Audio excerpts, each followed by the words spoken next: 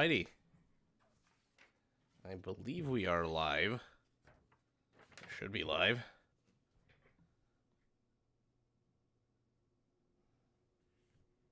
Yeah. How's everyone doing tonight? If you're in the chat, say hello. Let me know how the volume is. I played around with the volume settings, lowered everything a little bit, just because we are about to watch Deathmatch. Maybe I should lower this even more. There's going to be a lot of killing, a lot of death sounds, animations, etc.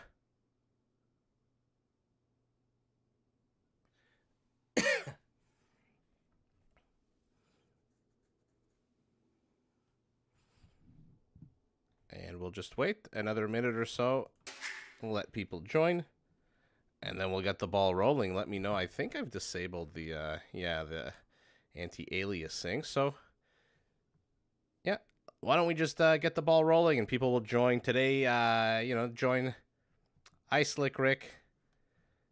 How's it going? Thank you for joining. Let's hit the play button. We are doing deathmatch games today, and we're starting with a nice 4v4 on Michi. Hello, Rebecca. Let me know, guys, if the volume is good. In any event, it's going to get very loud, very messy, very quick. Let's take a look at our teams. I'm not going to bother changing the team names because I think these games are not going to last very long. We've got Curtis as the Slavs. In green, DP 1855 as the Chinese. We've got Nova as the Tatars, and Spanish by Suicide Hase. In yellow, the Saracens. In purple, Mark as the Khmer. Juan as the Spanish in blue. And Bodari as the Saracens again. Okay. So two Saracens, volume good. Excellent. So two Saracens on the same team. Interesting. If you're not familiar with Michi, I'm going to zoom out. This is a map where everyone's on your team spawns on the same side, and everyone is separated by this giant forest here in the middle of the map. Basically 1 million forest. Red, although not waiting for his teammates, already starting to attack. Remember, guys, this is a deathmatch game. Everyone, if you take a look at the bottom right of your screen, starts with 20,000 wood, 20,000 food, 10,000 gold, and 5,000 stone, and starts the game in post-Imperial Age, which means everyone has all the techs available to them already researched. And so you are starting with about as chunky, as powerful, as incredible an army as you can. Red has exploded. Take a look at the military supply for team. You know what? I am going to rename the teams. I don't like it when it's like this. We'll call it East. And I think these guys are West, right? West versus East. Team East, Team West already busting in here. Army supply non-existent for their opponents. We might have our first 45-second game of all time. For now, our Tatar has invaded. Take a look. Heavy cavalry archer with the extra pierce armor is on the way. He is making a beeline to the back of their base. No doubt thinking there's already trade up and running. Why are the castles not attacking? Is there was there a treaty in this game? I mean, yellow just is having free range. I feel like there was potentially a treaty. Some games you have a 5-minute period where you're not allowed to attack your opponent. It definitely does seem like there's something like that here.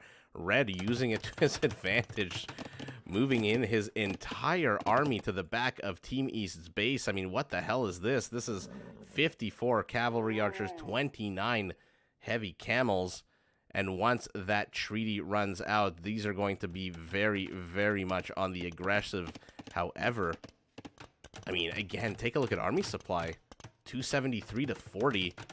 Team Blue not really caring. Let's see how long this treaty is meant to last. Spanish halberdiers making their way through. How is everyone today? It is a Sunday, at least where I am. Sunday evening, NAC is over. And right before I started streaming, I did manage to see that Memb is hosting a tournament as well. So definitely check that out, guys. I think he something like $80,000. I'm not too sure. I didn't get a good, quick look at it. Oh, man. This is going to be absolutely disgusting once the treaty time ends. I wonder why Capture Age doesn't show the treaty length. But for now, look at the stream of units from Team West. Oh, man. Team East blocking them with a few basic palisades, although... Is there any unit here that can destroy some wood in order to go around? There is not. Let's keep an eye out on what the hell is going to happen here. What do you think is going to happen between 71 ballista elephants backed up by a few conquistadors? If you're watching, drop a hi in the chat. Let us know you're here. Like I said, I haven't seen... I mean, I haven't looked into the notification from Mem, but seeing... Oh, man, look at this parade of siege rams. Seeing that there's going to be another tournament, especially one with, I think, $80,000 or so, is absolutely incredible. I am very excited for that. We'll see what the structure of the tournament looks like. Hi, your mom. Glad you could join us. We are just waiting out the... what I believe is a treaty here between the players. This game starting with a bit of a quiet time. 610 army supply to 234. Blue and yellow have quit, and here we go. The massacre is about to start. Let me know if the volume is too loud, if you are hearing way too much death, but for now, ballista elephants, 69 of them, have already racked up 53 kills. These onagers, 29. I have no clue why blue and yellow resigned. One of the more annoying things, taking me back to the late 90s, is people disconnecting, people resigning. 82 kills on these ballista elephants. Let's take a look at the funnel here. Okay, Team East doing a good job of blocking off Team West. For now, Red on his own. Nova 8 doing his best to destroy the trade of Team East, but unfortunately for him, there's a lot here for Purple to deal with him. How many halberdiers? I'm trying to click my darndest. Oh my god, why can I not click on these halberdiers? 29 halberdiers. It's a bit loud, hard to hear me. Okay, let's we'll play around with the sound here. We'll lower the volume here. That should be a bit better. There we go. I can even hear it a bit lower on my end. Now we've got mangonels or onagers taking on ballista elephants. Oh, they are going to shred these cav archers. Cav archers finally going to stagger formation. Oh man, how the hell do you beat 80 ballista elephants? Now down to 45. And look at Red. Look at Nova 8 here. His teammate has opened up a second front of attack, but runs face first into Saracen Siege. Not something any of us should want for ourselves. Your mom is still loud? Let me know how it is now once I've, because my chat is, I think like 10 or 15 seconds behind. So let me know if it's still out. I did lower the output volume, so it should be a bit quieter. But that is the annoying part about Deathmatch. It gets incredibly loud. No 20-minute quiet periods like in Rage Forest, where the players just build. Let's take a look at the trade. Oh man, this is a lot of markets out of our Tatar player, 12. They must have said the population to 300 here, because I'm seeing people with population above 200. Boyars entering the chat. Let's see how well they do against these onagers. So many attack rounds. Oh my god, Boyars, absolutely disgusting. But at the end, they do clear up the onagers. Hussars making their way into the base. Red, very much 204 villagers for Red. So he is very much focused on his economy at the moment. Better now? Okay, good. Yeah, I figured because I'm a little bit behind. Green has opened up a new avenue of attack here. Team East, despite basically just being teal and purple, Saracens and Khmer are doing an okay job holding the line. The problem is our Khmer is out of resources. Teal as well. Their trade is non-existent, although finally does send out a flurry of trade cards, 21 of them in total. And now, I mean, we know Team West is going to win. let's see how long Team East can hold on here. Now let's see if our Spanish has as good attack rounds as our Saracen. Again, sometimes, you know, the teams are so overbalanced. I mean, take a look at the top of your screen. 300 army supply to 400. 400 population to 700. You know Team East is going to lose, but let's see how well they do. Let's see how long they can hold here. We're at the 17-minute mark of the game. Ballista elephants inserting themselves with the choke points. 56 of them absolutely shredding anything and everything that their opponents are throwing at them. My goodness. Oh yeah, Boyars against Tatars. We know who wins this, but in come more onagers. Let's see if we can get those shots. Camels. Oh god, that's so gross, those onager shots. On both sides. Oh god, Spanish siege getting destroyed here by Saracen siege. Plus 12 on these guys. Incredible. Boyars, more and more of them moving forward. You know what? Purple has done a good job holding the line. Lucky for him that he spawned as the bear. But yeah, I don't see this game lasting much longer, guys. We'll hop into another one right away. It's really, really annoying when two players on a team of 4 just decide, you know what, let's just GG. Not too sure why. I don't think maybe they didn't realize that there was a treaty for the first 10 minutes of the game. Now Boyars inserting themselves in here. Let's see what they can get done, although 306 gold for each one of these trade carts that manages to make it home. This is an insanely large map. And now Chinese Cavaliers streaming, but they are being met with a flurry of onager shots supported by Mamalukes. These Mamalukes are actually going to shred them, but only 9 of them not going to do too good of a job. Yeah, I think it's going to be GG any second now, especially now with Purple being knocked down to 26 ballista elephants. Look at the siege lineup. My goodness. Our Tatar with Timurid siege craft. Look at the range on these guys. 19 range on these crafts. Now the onagers, not siege onagers, of course. Just basic, you know, ram killing onagers. Moving in left, right, and center. Green and orange. Double beaming our Saracen here.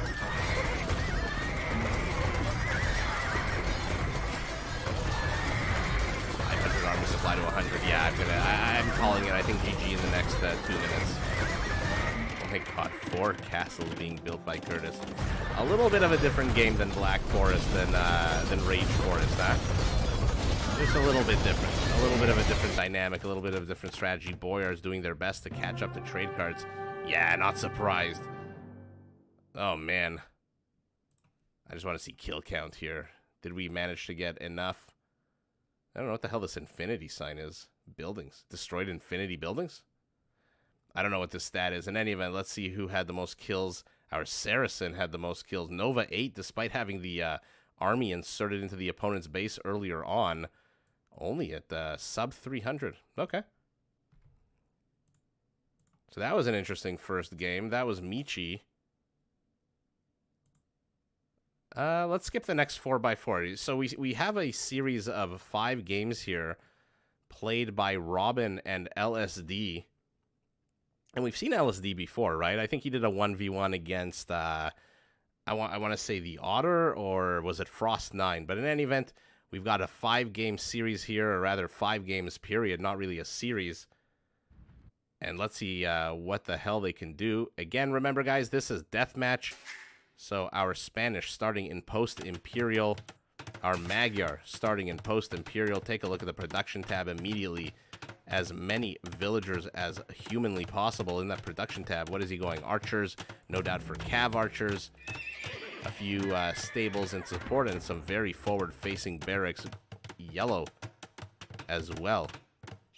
Some of these base spawns are actually pretty, let's put it like that. Like, nice on the eyes for somebody like me who's a little bit OCP, I guess. Likes to see nice boxes in nice straight lines.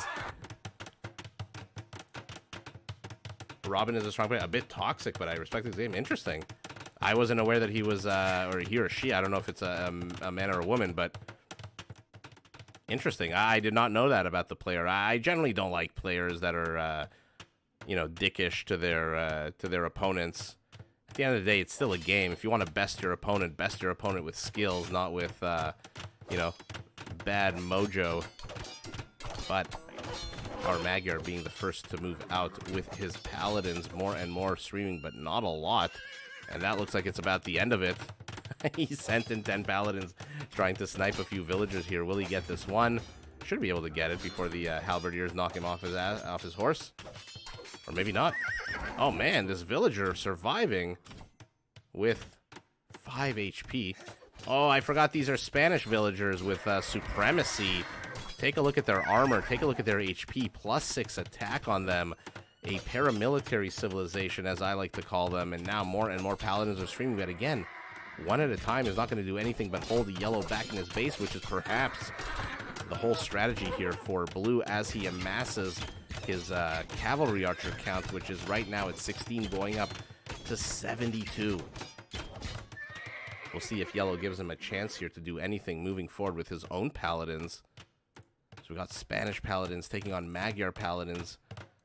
What is our Spaniard backing them up with? 15 conquistadors and 33 halbs against, oh man, 112, or no, 116, 115. Oh man, all those years doing math absolutely thrown into the garbage here. But our paladins from the Spaniard attacking to the north. Blue here securing the relic with a paladin, securing this one with a paladin as well. I wonder if he's going to go for these relics. Otherwise, a bit of a waste of units. But in any event, we've got 31 cav archers from our Magyar. And now the Magyar hussars are starting to stream out as well. Take a look at that attack. Take a look at that range. Take a look at that pierce armor. Oh, the Magyar is just potentially incredibly deadly in the late game. And if you know anything about deathmatch, it starts in the incredibly late game. Where is their... One second, guys. There it is. Town centers 4-2 for our Magyar. Our Magyar expanding a little bit quicker than our Spanish, but our Spaniard catching up with 1, 2, 3, 4, 5 town centers being built at one time, and a very defensive castle here at the top to support military supply, basically identical. Robin, though, supply capped, housed at 170. Not the biggest of deals because his opponent is struggling to even get to 170, although with the production that he has, also now supply block at 170. Although castles are going up, should be able to give a bit more population room. Blue moving forward with military, absolutely no follow-up by him, though. Where are the villagers? Where are the castles? Where are the military industrial complex buildings? For now, managing to pick off individual units.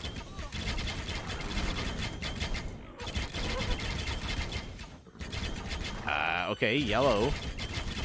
I thought it was, you know, a part of Blue's strategy to keep yellow pinned back. Maybe it's just the yellow's game style. Remember, we saw Goku a few streams ago hiding in the back of his base with his elephants. Yellow feels to be doing the same thing here, although Blue expanding out onto the map. Yellow needs to go out onto the map, start sucking up additional resources. Paladin slamming into the flank. Halberdiers to the south. Yellow looks like he's going to take this fight handily, especially with how many conquistadors, 25 conquistadors to the south. Absolutely shredding everything that Blue has. Blue's army supply is down about 40, 50. And he's replacing it with what? Hussars and halberdiers, because he has got no more gold.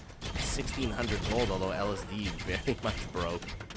But with still a massive standing army, 120 to 90.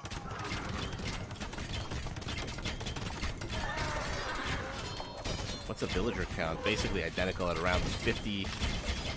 Our Spaniards moving forward with 14 battering rams. Let's see how well they do. Let's see if they even get to the castle. And Onager comes out. Body blocked by halberdiers and Magyar hussars. Oh man, conquistadors just providing so much support here. How many kills on these guys? 46 kills on them already. But they have to be careful. This is a big clump of cavalry archers. Yeah, that was an absolutely atrocious fight for Robin. I think maybe without the conquistadors to support. Oh man, there's even more of them back here. 43, 44 in total. Without the Conquistador support, he may have taken that fight. But I think Blue needs to use his Cav Archers to zone out some of these Halberdiers, or at least needed to in the past tense, because there's only four Spanish Halberdiers left. Yellow expanding, building another castle to the north of the battlefield. Now Blue's moving out with a very aggressively placed Treb. I like these four instead. Oh, misses 2 onager shots, 2 opportunities to get a good amount of HP lowered on these Paladins. Man. You know, there's a different meta these days on these games that back in the day, again, nostalgia here, back in the late 90s, early 2000s, I don't remember people going cavalry archers that heavy at all. It was basically you build whatever your strongest unit is, and you just try to bludgeon your opponent to death. I don't remember anyone ever building cavalry archers back in the day, but I am glad that we are not back in the day. I love seeing these crazy different army compositions. Magyar Hussars streaming forward, gonna get literally gunned down. Yeah, Slickerick, exactly. That's why I said they're potentially absolutely deadly in the late game with that Magyar Hussar. They're just, yeah. Sound is too loud. Okay, let's we'll work on that. We'll lower it a little bit again. Yeah, it is deathmatch, which means that there's gonna be a lot of conflict, a lot of fights. So okay, first game goes to Robin. As our did it? Yeah, Robin is victorious. Let's take a look at our second game. I'm all for this nice little 5-game 1v1 Dravidians. Teutons, oh man. This has some potential to be a very, very juicy game here. Let me know if the sound is Schleiss 7. Let me know if the sound is a little bit better now. I did lower it on the gameplay. Other than that, you'll unfortunately have to lower it on your end, just because I don't think I can lower the game sound anymore, because I'm having hearing it very quiet on my end. Man, look at these bases. Yellow falling behind in terms of infrastructure, but does have a bunch of paladins out. Remember that the Dravidians with Woot Steel are... oh man, they're going to be dangerous. But for now, neither player really engaging into the other.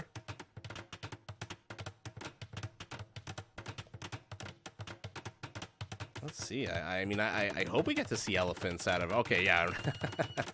There we go. 3940 elite elephants. Remember, Medical Corps has already been researched. This is deathmatch, and so these elephant archers, elite elephant archers, are going to regenerate health just like the old Viking berserkers do.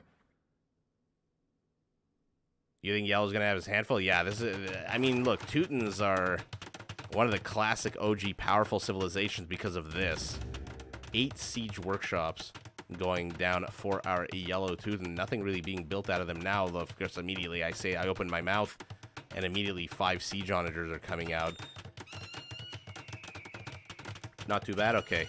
I mean, again, at this point, if I lowered it anymore on my end, it might, I might have trouble hearing it, but please do, yeah, lower the volume, because it is about to be a big old battle. And there's going to probably be a bunch of death sounds and units dying left, right, and center. So I do not want to be the one responsible to burst your eardrum. Okay. Man, I mean, I kind of want to say I'm giving this to the Dravidians. Just because they've got that, again, that Woot Steel upgrade. All infantry units. All cavalry units. And their elephant archers do attack faster, and they come with a big old chunky amount of HP. Look at that, 280 HP, but how many siege onagers? Only 3 onagers out for our Teuton. I hope we don't get to see, I hope this is not a 2-minute game here. Oh man, these onagers are missing each other. Yellow. What is Yellow building? Where the hell is Yellow's army? Why is Yellow at 55 army supply? He's saving his gold? Okay, maybe he's trying to do a little wraparound here with his paladins, but neither player really engaging into the other. This is a bit of a weird game here. Let's see the elephants retreating. Did they take any damage so far? Absolutely not. A little bit. And take a look at the bottom of our screen. Look at that HP regenerating. That medical corpse upgrade. You know, some people don't like deathmatch. Some people don't like... some people who play Age of Empires just don't like anything, to be honest. But a lot of people... including me, absolutely love deathmatch. But some people don't. Just because, again, you know, you don't have to macro any economy in the early part of the game. Now you do. Now you absolutely have to get your town centers up. Now you absolutely have to get your villager count up. I like it because generally in the beginning of the game you start with a big old battle, and throughout the game you see something that you don't necessarily see in all games of Age of Empires, which is unique units coming out. Although, as I say that, absolutely no Teutonic Knights and 15 Urumi Swordsmen are on the agenda here for our blue Dravidian, who is now finally moving forward. Elephant Archer supporting Halberdiers. Halberdiers dying to these Paladins, but where the hell are Yellow's Onagers? We've got 15 Onagers. Where are they going?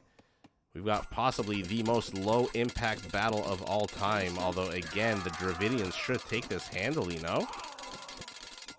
They've got the high ground, they've got the Woot Steel, but remember, Teuton units do come with 2 extra armor, melee armor, at this stage of the game in Imperial. So we'll see who ends up winning that. Yeah, the Dravidians take that handily.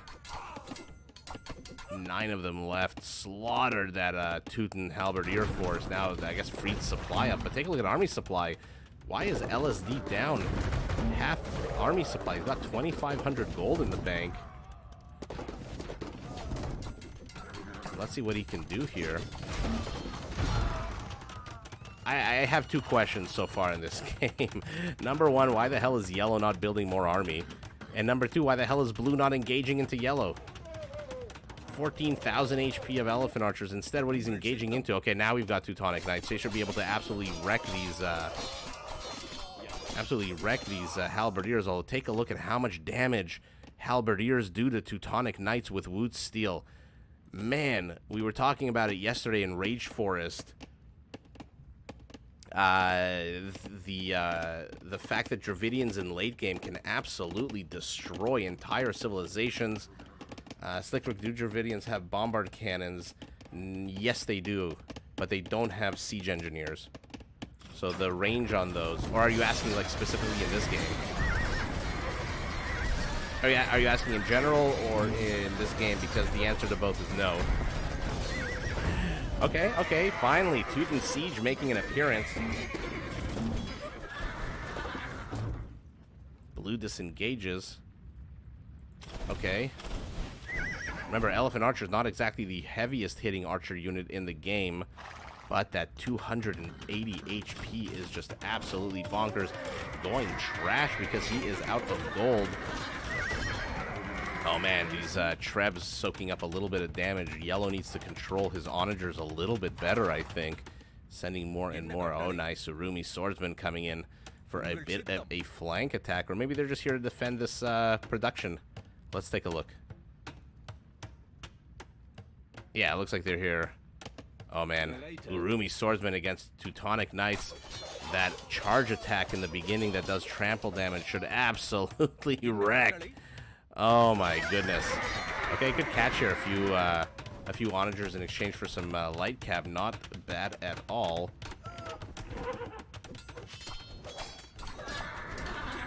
I mean, I ask again the same question I asked 3 minutes ago. Why is LSD not building more army? And why is Blue playing so passively? A very strange game so far, but Blue is trying to do some kind of cheeky run by some paladins moving forward. This villager is not long for this world. And now he's dead. Unlike the Spanish villagers that we saw last game. My god, did the Urumi Swordsman do so much damage. That Woot Steel upgrade just so annoying. My god, that did a lot more damage than it probably should have. And now Yellow is under siege to the west of the map. Take a look at this nice rectangle. Oh man, is this pretty on the eyes. Look at the tusks of the elephant. Look at all the archers. Look at all the plumed headdresses of the elephant. My god, what a nice blob of units. Does lose the castle, but a bunch of Teutonic Trebs trying to reply here. So yeah, as I was saying, I'm not going to spoil anything for NAC, Nilly's Apartment Cup, but the final was today, and then Memb announced another tournament himself. I think in partnership with Microsoft. I saw the thumbnail on YouTube. If you know more, let me know, but... Yeah? Oh man, tethered to the Teutonic Knights, these paladins are moving super duper slow. Oh my god, one more hit and that Urumi swordsman would have killed that paladin. But yeah, I'm very excited for that tournament as well. I have no clue how it's... I didn't click the link yet. I was setting up this live stream. Oh no. This is not a scenario anybody wants to be in. Oh, there's your answer. There's your answer. Slick Rick. What was I saying? Yeah, I didn't click the actual video, so I don't know the specifics of the tournament that Memb is setting up, but I do know that there's going to be a tournament. I know it's going to be in May. And that is it. After this live stream, I'm definitely going to look more into it. I wonder if it's basically the same as Nilly's Apartment Cup, if they're going to be there in person, if it's going to be online. I have no idea. If you know, do let me know. I'm very excited. I mean, the more tournaments, the better. You know, the more community gets involved and all that stuff. So yeah, I'm happy to see Age of Empires growing and expanding and becoming more popular. A lot, you know, there's new casters, there's new players. The game is growing. Let's zoom out very much on this field of battle here. Sorry to anyone on a smaller screen. I'm just trying to capture the movement of these units. Blue being incredibly passive. If he loses this game, it's going to be nobody's fault but his own. Although Yellow doing about as good a job throwing the game as possible, using small clumps of paladins here. What did he get? One elephant in exchange for 6 or 7 paladins. Oh, it's online? That makes sense. I mean, Neely's Apartment Cup was pretty cool. They all flew down. I think they were all in the Gamer Legion house, no longer in his apartment per se. But you watched all the series? Yeah, I just today had a bit of family over, but I did catch the last game. Again, no spoilers. I'm not going to spoil it for anyone who hasn't seen it. Definitely go see the last game. It was super fun. I mean, the whole series was... Oh, he's killing more of his own units than anything else. The whole series was fun, but the last game particularly, the one that I saw, was super fun. Yellow trying to make inroads here to the west, while at the same time pushing with structures to the southeast. However, 2 cavalry... Oh, man, look at their HP. These villagers might do well to just turn around and attack them. 1 or 2 swipes of their swords should kill both of these. Oh, man. But more and more light cap. 28 villagers, 85 to 95. Somehow LSD with half the army supply has managed to survive into the 23-minute mark of the game. But again, managed to survive, I say. But Blue is the one who's not really being aggressive. Starting to pick up individual trebuchets with these elephant archers. Taking a whole bunch of onager fire. Oh, God. Only 2 monks out for Blue. So this damage here... down 4,000 HP.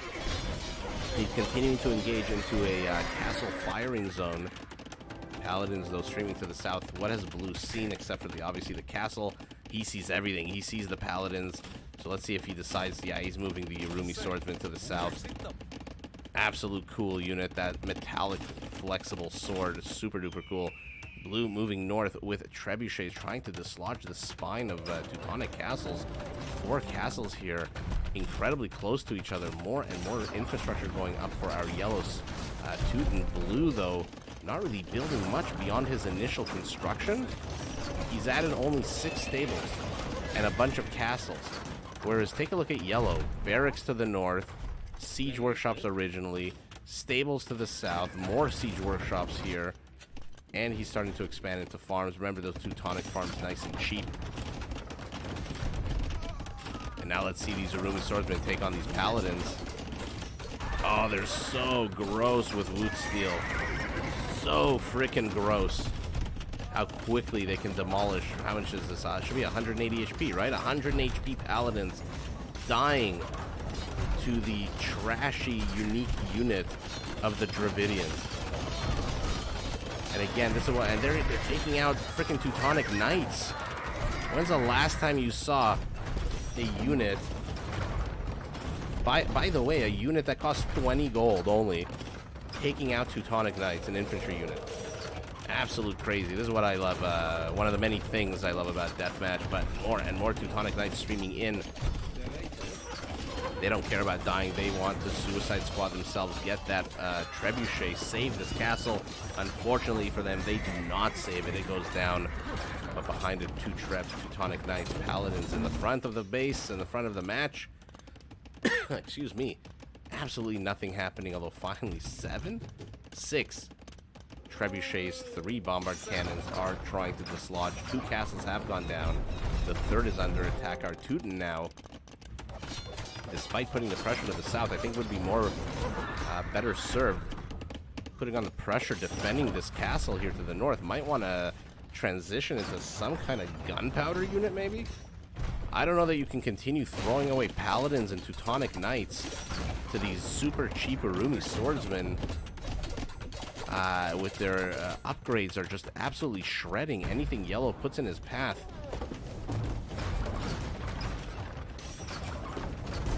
Slick Rick, you were absolutely right about our Teuton having a hard time dealing with this Dravidian army, although let's see if these halberdiers can make any kind of difference.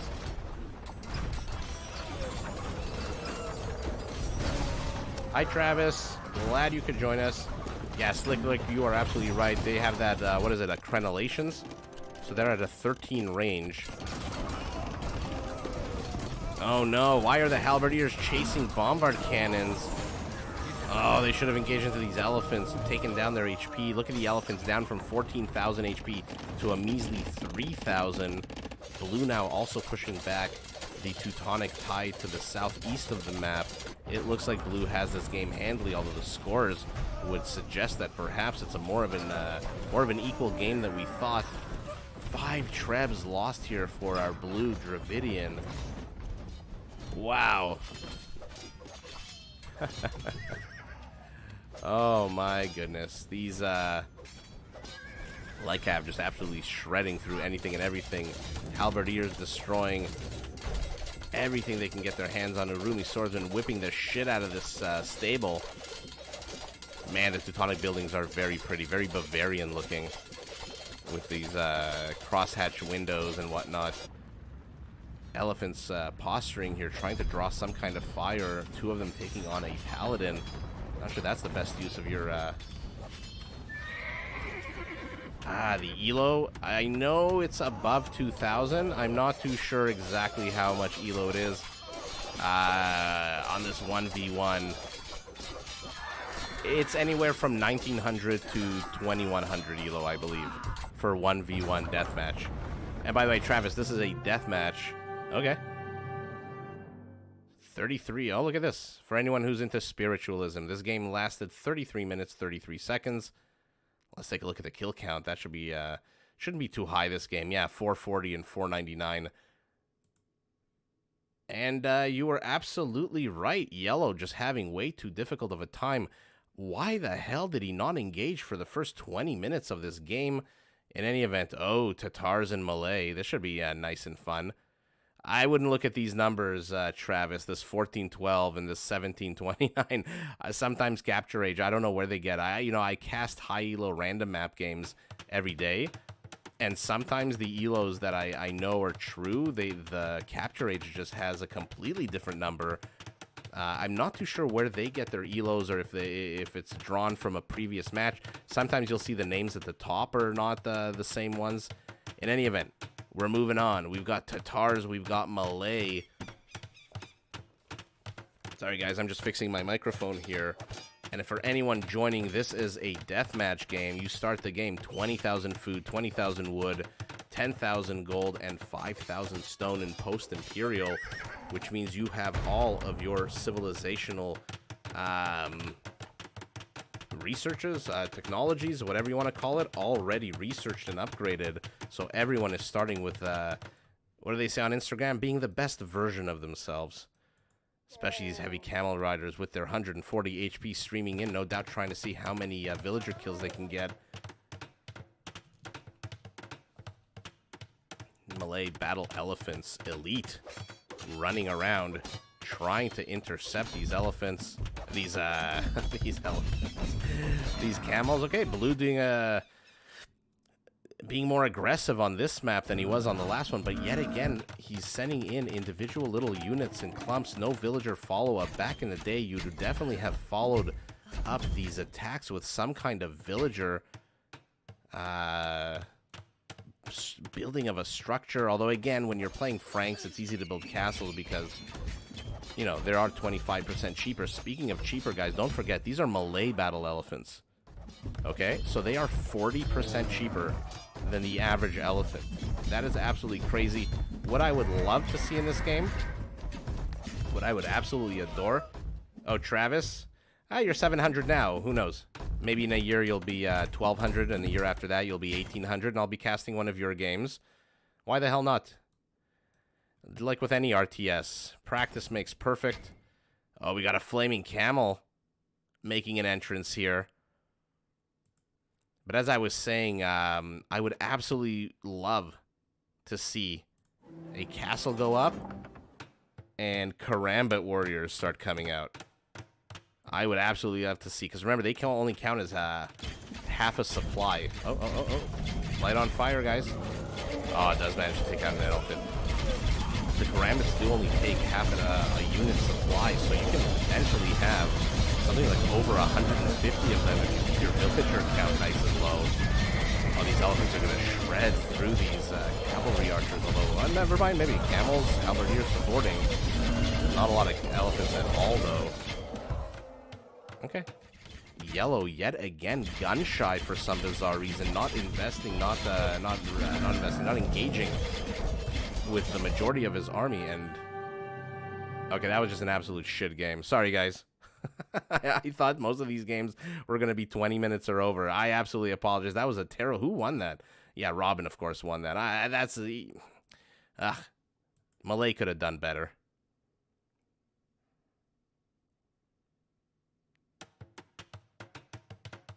Oh, you got it on Xbox. How is it on Xbox, by the way? I think you might be the first person I talked to live who... Yeah, Slick Rick. I don't know what the hell happened that game. I was so excited. I was talking about Karambit warriors and blah, blah, blah. Oh, Dravidians versus Incas. Okay, this could potentially be interesting. But, Travis, how is the Xbox version? Like I said, you're the first person I'm talking to live who actually is playing on the Xbox. Is it actually, like, easy to use the controller? Because, I mean, look, full disclosure, I'm a PlayStation kind of guy.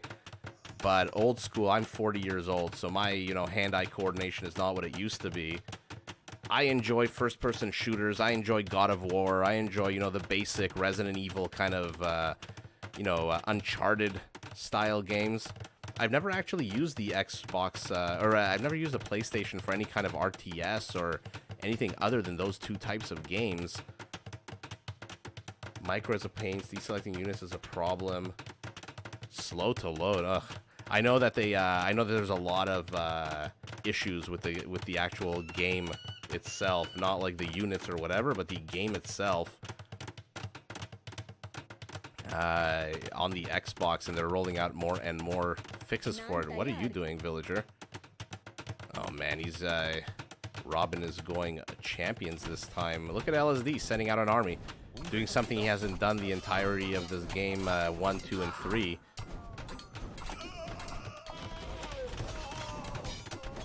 Okay, champions in the back. Not too sure why. There's no units there. Maybe he's anticipating some kind of attack. Shift action not all there. Oh, interesting. Have you, Travis? Did you play it at all on PC this game, or was the Xbox One just your first foray into Age of Empires? Oh god, Kameyuks. Take a look at their attack bonuses. They're just absolutely disgusting. 10, 12, War Elephant 20. Oh, Kameyuks are so good. If you watch my videos, you know I absolutely love the Inca civilization. The Viper is called Age of Empires a game of counters, and in my opinion, ain't no finer counter civilization than the Incas. They are the quintessential. They can counter cavalry, they can counter infantry, they can counter ranged units. Have a bit of a difficult time dealing with the heavier units in the game, the siege, the elephants, the paladins, but overall, oh god, these poor halberdiers. Kameyuks with their extra range attacking from the back, but I don't think that's going to be enough. Blue is just going to swarm over all of this. Did he even lose more than 10 champions? Absolutely not. You've been in the AoE for a while? Nice. Yeah, you know, I found when I started the channel, I didn't know what to expect. I mean, I tried to do as much research as possible. What is the demographic for Age of Empires? Is it really all, you know, people my age? Are there people younger playing it? But it's it's like a whole spread. And not only in like one location, but all over the world. In South America and Asia, you have players in Africa, obviously in Europe, North America too. And yeah, it seems to be hitting a lot of notes on demographics. Okay, you watch T90? Me too. Yeah, no, T90 is the OP of casters. He is just absolutely fantastic. I think he's in Berlin right now with that mustache of his, casting the apartment cup. Oh, Kameyuks take a big volley from the onager. There's a bit of a situation happening to the north of Robin's base, though. These Kameyuks trying to make as big of a dent as they can. Remember, they have range, so they can attack from behind units. They are very much like step lancers in that regard. Oh, that's nice of you, Travis. I had a cousin who I got into AoE in Age of Kings back in the late 90s, early 2000s, but he's a doctor now, so he doesn't have much time to play it. It was a lot of fun back then. It was basically all deathmatch, all Frank Wars. Kameyuks absolutely being shredded. Our Incan player needs to go slingers, and he needs to go slingers ASAP. And right as I say that, how many of these guys? 49 slingers are out on the map. 56 in total. Okay, yellow, like I said, the quintessential counter civilization. Your opponent goes heavy on the champions. These slingers are going to shred those champions. They are absolutely going to demolish them. But where are they? Why are they back here? LSD is an incredibly defensive player. You know, I used to think the Viper was defensive on random games, but my god, LSD is giving him a run for his money. This is probably game number 4 where he hasn't really inserted himself onto the map, leaving the pace of the game to be dictated by Robin. Not too sure that's a smart move, since Robin seems to be winning these games. Kameyuks, any kills on these guys, or are they fresh? No, fresh recruits, slingers. What is he doing? Why is he hiding? You've got 83 army supply. You've got 63 villagers. You've got a good amount of infrastructure. 9 town centers to your opponent's 7. You can start taking armies, start taking engages rather. Okay, Rams moving forward to tank a little bit. Good Kameyuks moving forward. Let's see if they can draw some onager fire. They do. Not the best attack rounds out of Robin, but does finally manage to get all of these Kameyuks. But in come the slingers. And take a look at how quickly these champions are going to melt. Oh my god, turn around and fight. Oh, I don't know why these players do what they do sometimes. Oh god, that's disgusting. Look at this. Look at this massacre of slingers here. I mean, the good news for yellow is that this entire battle is taking place in one location. Blue is not trying to sneak any run-bys, sneak any proxy buildings, any flanking attacks. What does blue actually do? Remember that deathmatch is usually played on explored, so you have a general sense of the map in terms of the starting resources, but you don't know exactly where your opponent is until you actually scout. So yet again, Robin seems to find himself with double the army supply of his opponent. His opponent, for some bizarre reason, hoarding gold, 3,000 gold. Robin, though, also with 3,000 gold, very much in the lead for basically all the resources. Scorpions for some bizarre reason attacking trebuchets. Okay. Oh man, more and more slingers dying. And now blue is pushing into the center of yellow's base. Yellow's got no army. Yellow's got no army and he's got no resources except for gold. Let's see what he can build here. How many trebuchets for our blue Dravidian? Only 3, but right as I say that, a 4th enters stage left. And this is what I'm talking about. Push out, build infrastructure, so that even if you lose this forward position in terms of units, your opponent has to take time to destroy those buildings, which gives you more time to reinforce your army. Random trebuchet balls falling everywhere. Oh, another ram is destroyed here. Guys, I mean, I think I told you before that I'm trying to find games that are not like 6 minutes long, but these ones I didn't check the timestamp just because I wanted to see a 1v1, and then we're going to jump into some 2v2s. But my god, LSD is just getting wrecked. He is just absolutely getting destroyed, although this time he's the Huns. No need to build houses at all. Start with 200 supply already there. We'll probably build... Okay, I was going to say archery ranges... But stables going up for our Hun. No fewer than 12 opposing him. We've got the Celts. Who do you guys favor? Maybe the Huns in this case, just because of the speed? I mean, that Celtic infantry does move faster, but doesn't move fast enough to catch up with the Huns. Paladins on the menu, and here we go. Yellow looks like he's just going to flood. I thought maybe he's going to go Cav Archers to get, use those... that discount I think that the Huns get, but no, he is going full balls to the wall. Paladin... I mean, I would love to see Tarkans out of him. For now, though, just pure Paladin. Honestly, I can't say I'm not. Can't say I'm disappointed. Let's see a big old Paladin push. Market as well, not a bad idea. Remember, at the start of the game, resources are at their highest when in terms of selling them. So first to market means that he can sell his resources for a huge premium. You don't mind short games? Shift click. Travis, that's not a bad idea. Oh yeah, no, the Tarkans are absolutely going to get rid of the production, but take a look, 114 Paladins.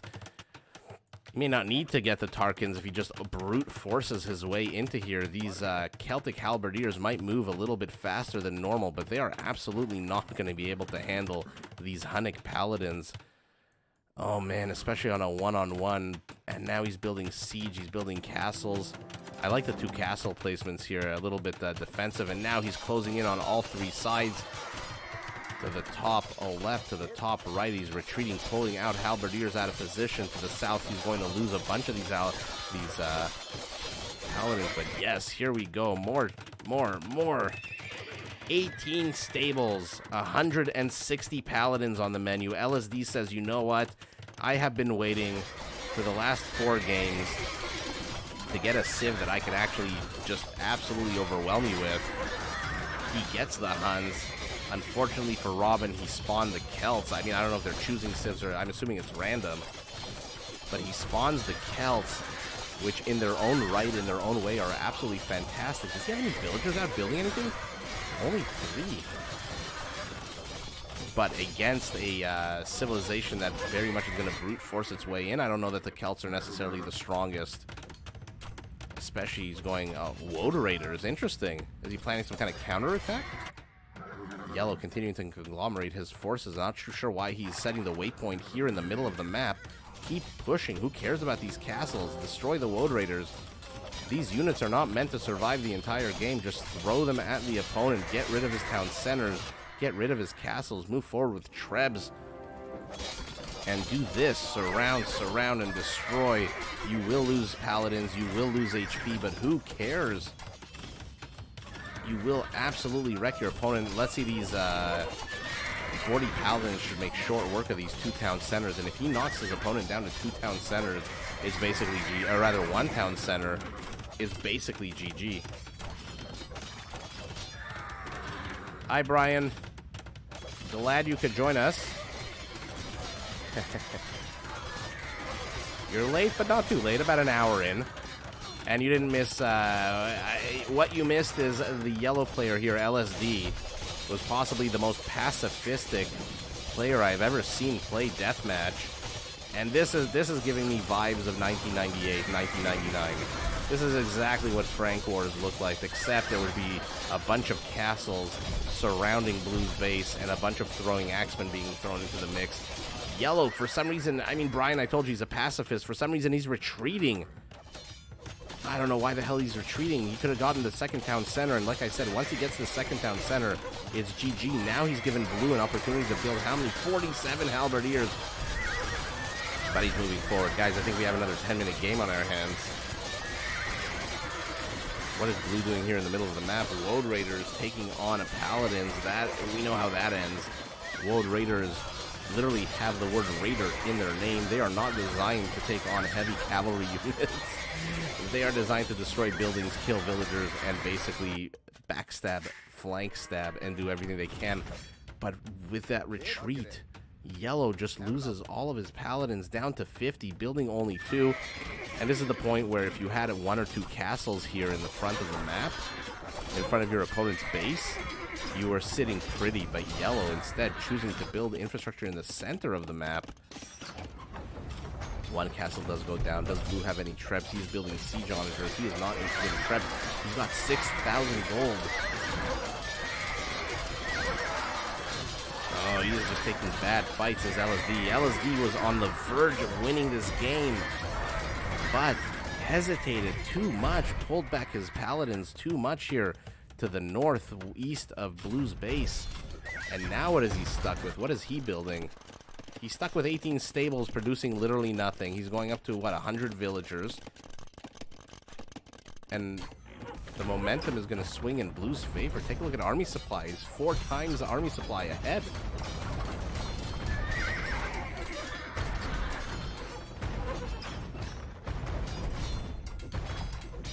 At least get rid of some of these, Oh, yikes. Okay, does clear out the second castle, and there's nothing here out of Blue that can actually take care of these, this Hunnic castle here in the center and this Hunnic castle here to the north.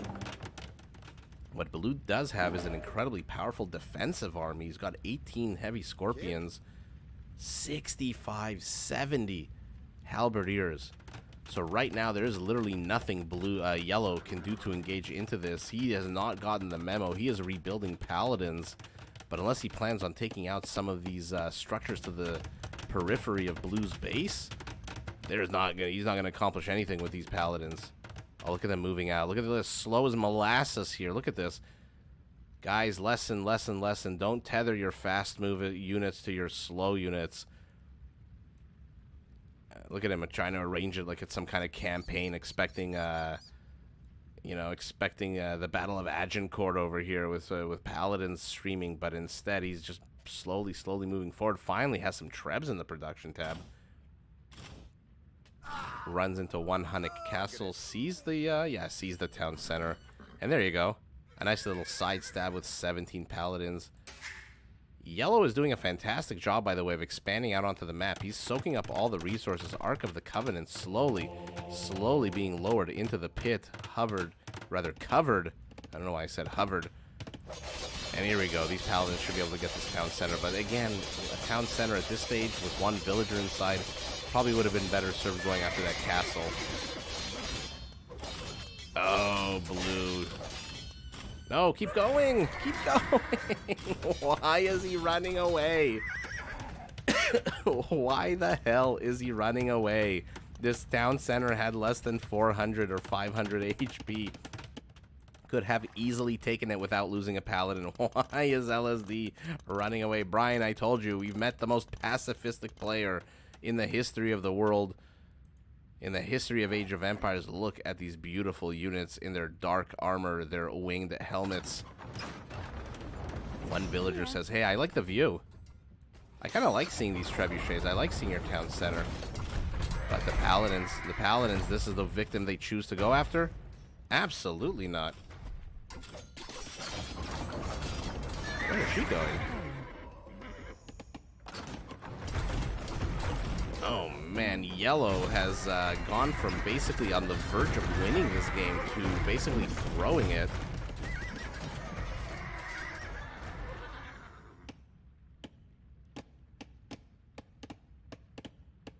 Okay. Parties are disengaged. Yellow. Okay, now using his units in a little bit of a better use for them, I guess. Trying to kill villagers to the south, to the north. Rams moving in as well. But Travis, this is to your point. Now would be a fantastic time to introduce a few Tarkans into the mix and start spamming building destroying units.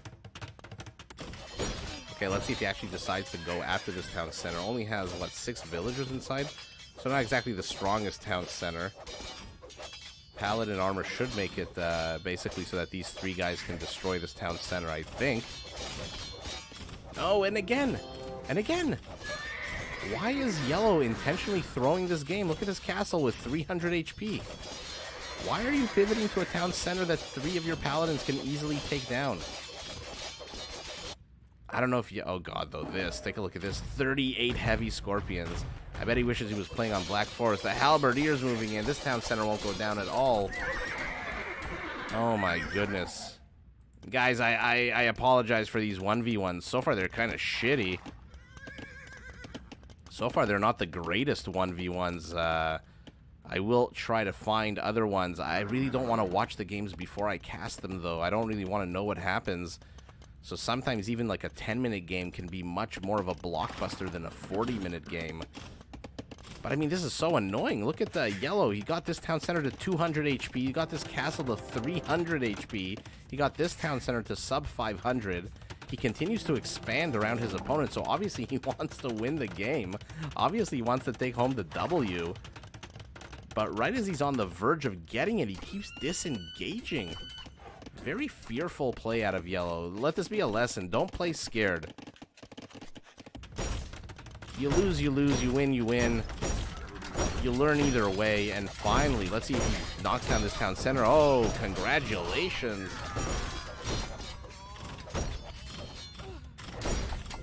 And now, finally moving in with some heavy-hitting siege units. The Rams should be able to destroy anything and everything. Blue with this, oh my god, blue with a army of still the same 38, still the same 11 kills on them. Blue is being incredibly defensive this game. Yeah. Let's see. Yeah, it is hard to play. I mean, look, I'm not trying to insult the players. I just don't understand the gameplay. Sometimes, you know, you can try to get into the head of a player. You can try to get into the mind space, see what they're thinking, what they want to do. But Robin has 3 times the army supply of his opponent. He's got 38 of these Celtic heavy scorpions here, and they're absolutely doing nothing. Although, let's see if they feast on some paladins. No, instead of going after the Rams. And instead they... Oh, there it goes. Finally, a good shot here. There you go. There you go. Halberdiers moving into support. 38 has become 22. He didn't even need to lose 18 of these scorpions, in my opinion. Okay. But in any event, blue patrolling the north does not want to get sideswiped by a bunch of paladins again. The south, though, has he seen any of this infrastructure? Yeah, he's seen the castle going up. So he must know that there's some kind of infrastructure here. Nobody just builds a castle for no purpose. Let's take a look at Yellow's base. He's making use of these, what, 18 stables that he built in the beginning. Still not a single Tarkan out of our Yellow Hun. Although, what is he starting to stream across here? Paladins. Blue, unfortunately for him, is very much to the north. Looks like the next push is going to come to the southeast, or rather southwest portion of Blue's base. This is not enough to stop all those paladins. And Yellow, what are you attacking with your trebs? His trebs. Okay.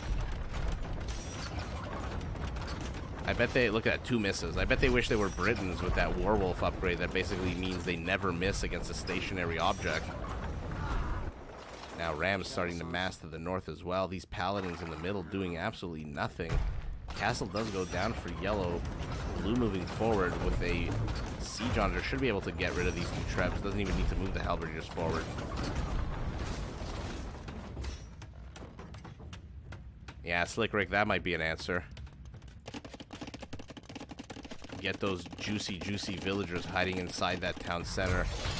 Oh god, no more meat shield, or rather no meat shield at all for these scorpions, and now the paladins are going to run amok.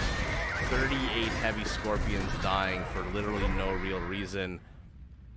Although I shouldn't say 38, 36, because 2 of them have survived. But now take a look, yellow surrounding his opponent to the north, surrounding his opponent to the south. But blue pushing out, not much that yellow can do to engage into this, building hussars, or rather a hussar.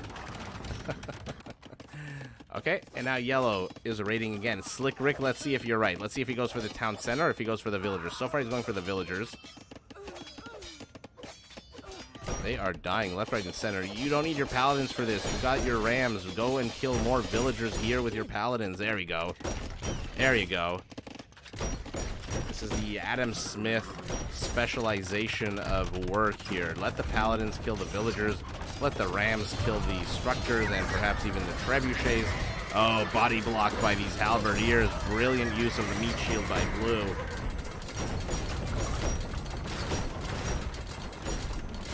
But yeah, Brian, I was mentioning that earlier. I don't want to spoil it for anyone. That best of 9. I only saw the last game. I'm going to watch the rest. I didn't have time. I had some family over. But that last game was absolutely super fun. So yeah, I'm very much looking forward to watching it on Nilly's channel or Mem's channel. It really was an iconic last game. I'm not going to say who lost. I know who lost, but he did not look happy at the end of that. No surprise there that he's not happy because he lost. But yeah, he just looked absolutely crestfallen. Okay, finally, yellow getting some action done. Scores almost identical. Blue this entire game has been playing defensively. Not sure why. Is he afraid of moving out? Is he afraid of taking his units out in case there's a big old surround by yellow? If you're afraid of that, then wall yourself off. Build outposts. Build spotting houses.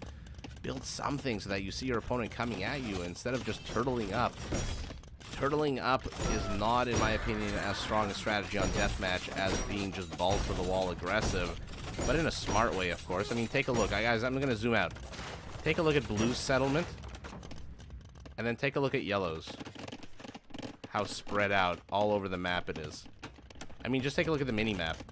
If yellow captures a bit of this center position, he's going to have the entire map to himself. Emergency town center going up for our blue Celt. But I see more and more yellow dots streaming across the map. 16 fresh recruits. Just fresh from Paladin school. Oh no, they are going to catch this siege. If they engage, will they engage? Stay tuned. Okay, 10 of them get cut off. Move south. They're attacking farms that are not being mined instead of poking further into the base. Convert attempt, convert denied. Oh my god. You think he sees the trebs here? This annoying blue outline? Yeah, he sees the trebs. He's going straight for them now. Nice juicy catch here by yellow. We'll be able to demolish these 2 trebs at the same time in the north. Blue pushing him back for what, a 9th time already? And now more paladins streaming to the south of the base. Not many, only 9, but the villagers see it. The villagers retreat to the town center. Blue needs to start mining this gold, although he is, sitting pretty on 2,000 gold as the Celts. You need that gold for that siege. How the hell did this one ram get into the middle of blue's base? Oh my god, talk about an unexpected journey. This is the Frodo ram. Yellow, though, transitioning to hussars. Not sure that's the right move unless you just want to completely spam your opponent. This town center gone. You don't need these paladins here. Just leave them around till the villagers come out and then go slaughter somewhere else. There you go. One villager let out at a time. What a distraction. Yellow fell for it. All the paladins running away. Okay, but not enough to save blues. I mean, a funny little move there by blue to try to distract yellow. Yellow absolutely fell for it. Again, leaving the town center up. Why are you leaving these structures up? With 223 HP, exactly like the other town center, he let one more shove from that battering ram would have absolutely destroyed that building, although again he chooses not to. Chooses instead to lose more and more paladins to more and more halberdiers. I mean, this game it looks like yellow is dominating the pace, or determining the pace, dominating the engages here, but he is throwing away a lot of resources to do it. Let's see at the end of the game how much resources all of this cost.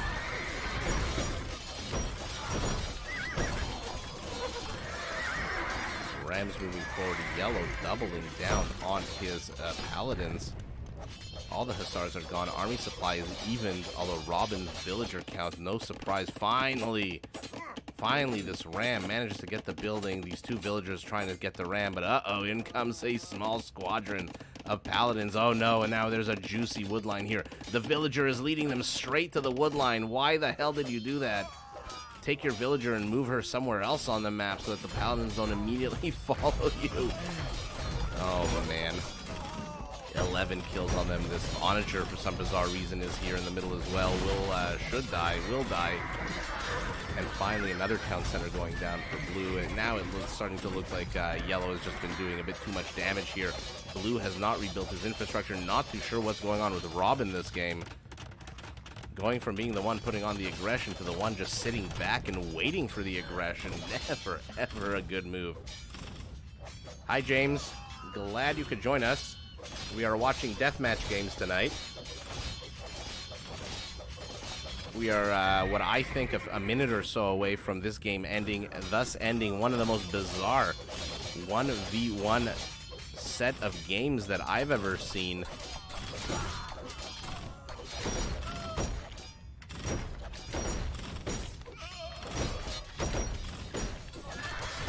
My goodness. Yes, this is the greatest use of your paladins, your strongest units, taking down houses, and not defending your rams against these villagers. All by the time they defend against that, those rams will absolutely take that structure down. More and more rams streaming to the north. Our Celt is getting Celted.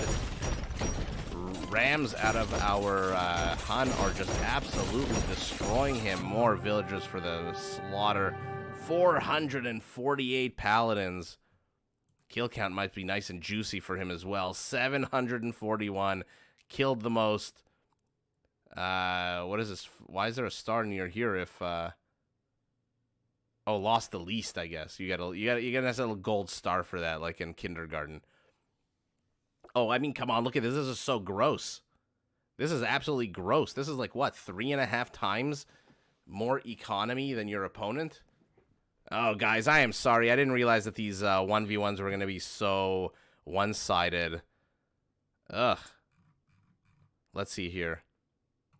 We've got a bunch of deathmatch games. I'm going to try to remember. Yeah, so again, apologies, guys. That was just... that's not a fair game when you've got literally 3.5 times the size economy. Anyway, let's keep going. Runestones. Okay, let's do some 3-on-3. So we saw we did a 4-on-4 where 2 players quit. Unfortunately, the 2 players that were quitting on the same team, and so it ended up being a 4-on-2. We saw a bunch of shitty 1v1s. Let's take a look at a 3-on-3, or should we look at some Frost 9? Yeah, let's look at some Frost 9 games. Four Lakes, Valley, Kilimanjaro, Serengeti. These are some pretty good maps. Okay. Let's watch these 4. It looks like Solara, Zayu, Frost9, and Hydra had a little session here.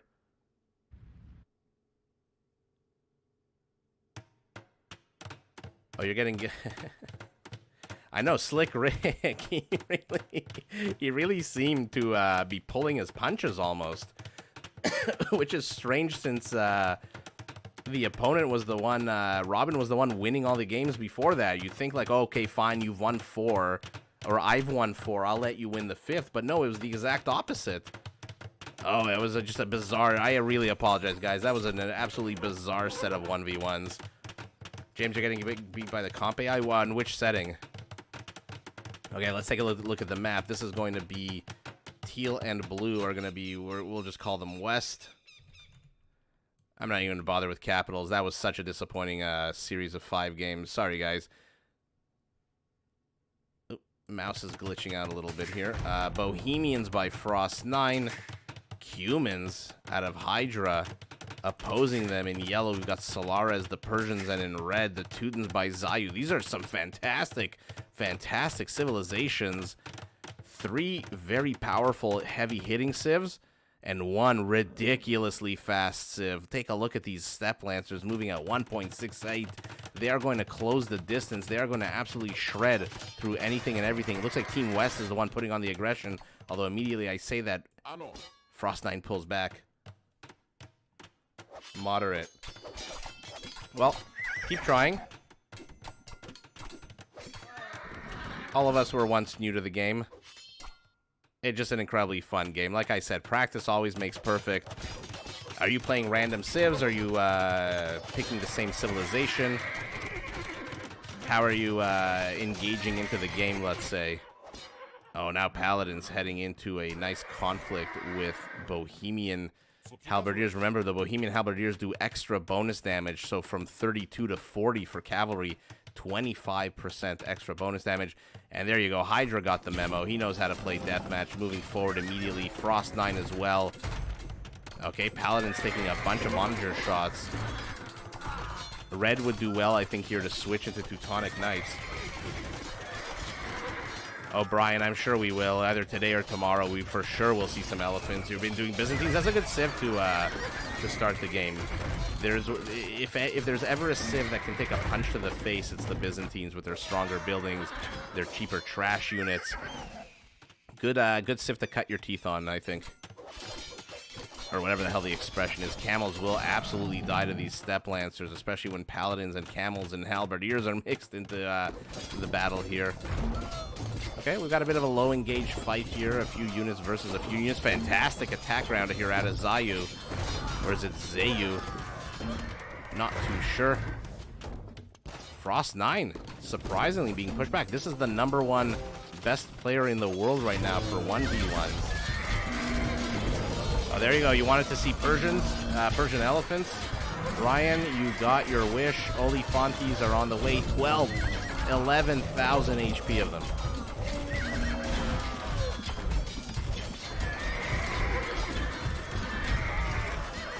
Your mom, you think Byzantines are tricky to play for a beginner? How come? Because of the trash unit discount, or what? I mean, Lithuanians are super fun too. James, definitely give them a try, but if you're playing Lithuanians, get good at getting relics, because they add a nice +4 attack if you can get 4 of the relics. Oh, nice. Hussite wagons are on the field. The mobile wall has entered the chat, but Blue is going to have to be very careful. Humans versus Persian war elephants. 37 of them.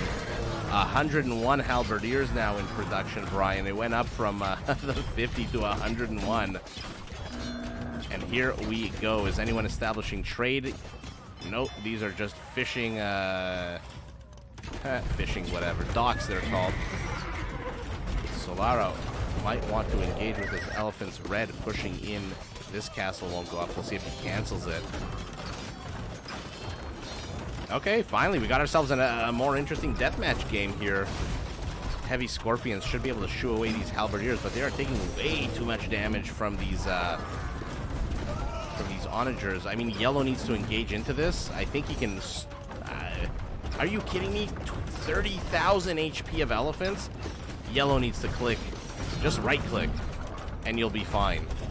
These onagers can get shots all the livelong day. They'll probably get 2 if, you know, you move your slow elephants over. But this many elephants, 53, are going to demolish this Cuman army. We'll keep an eye on it. For now, though, Hydra with a little bit of a backstab here, using the super-duper fast units. Red engaging into Teal very aggressively. Teal holding the line with Lufnitzes, but they are dying to onager fire. Oh, God. Frost 9 uncharacteristically losing a lot more than he really should here. Yeah, Brian, the micro game is much more on point, although I am yet again disappointed that these Oliphants are not really being used as aggressively as possible. Again, 50 of them, I think, could absolutely storm this. Remember that incredible trample damage they do. Instead, he is going for Frost 9, has abandoned his base, thinks that these 4 castles are enough to hold for now. Yeah, your mom, you're absolutely right. Yeah, I forgot that for beginners, it's good to have the mechanics down before playing the civs with a bit of a trickier timing. Like, definitely avoid civs like the Burgundians, for example. If you want to just get down the standard kind of meta. Oh, finally we've got to engage here. Sorry, I'm going to interrupt myself. I want to watch. Why are the elephants retreating? Oh my god, they're so tanky, these Persian war elephants.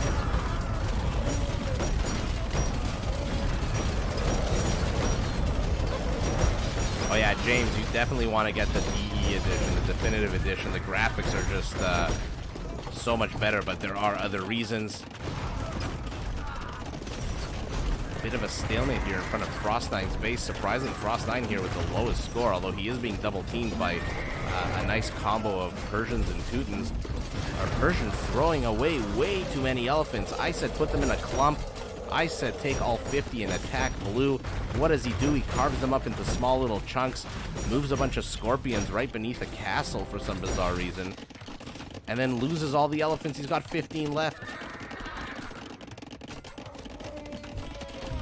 The bad main gold. Oh yeah, look at that. That is atrocious. He can't even build a mining camp here. That's why he needed to get trade up yesterday. He's got one market here in the corner, does his teammate, but yeah, absolutely. It's in the shape of a question mark. That's hilarious. Sorry, guys. I'm trying to read the chat as fast as possible.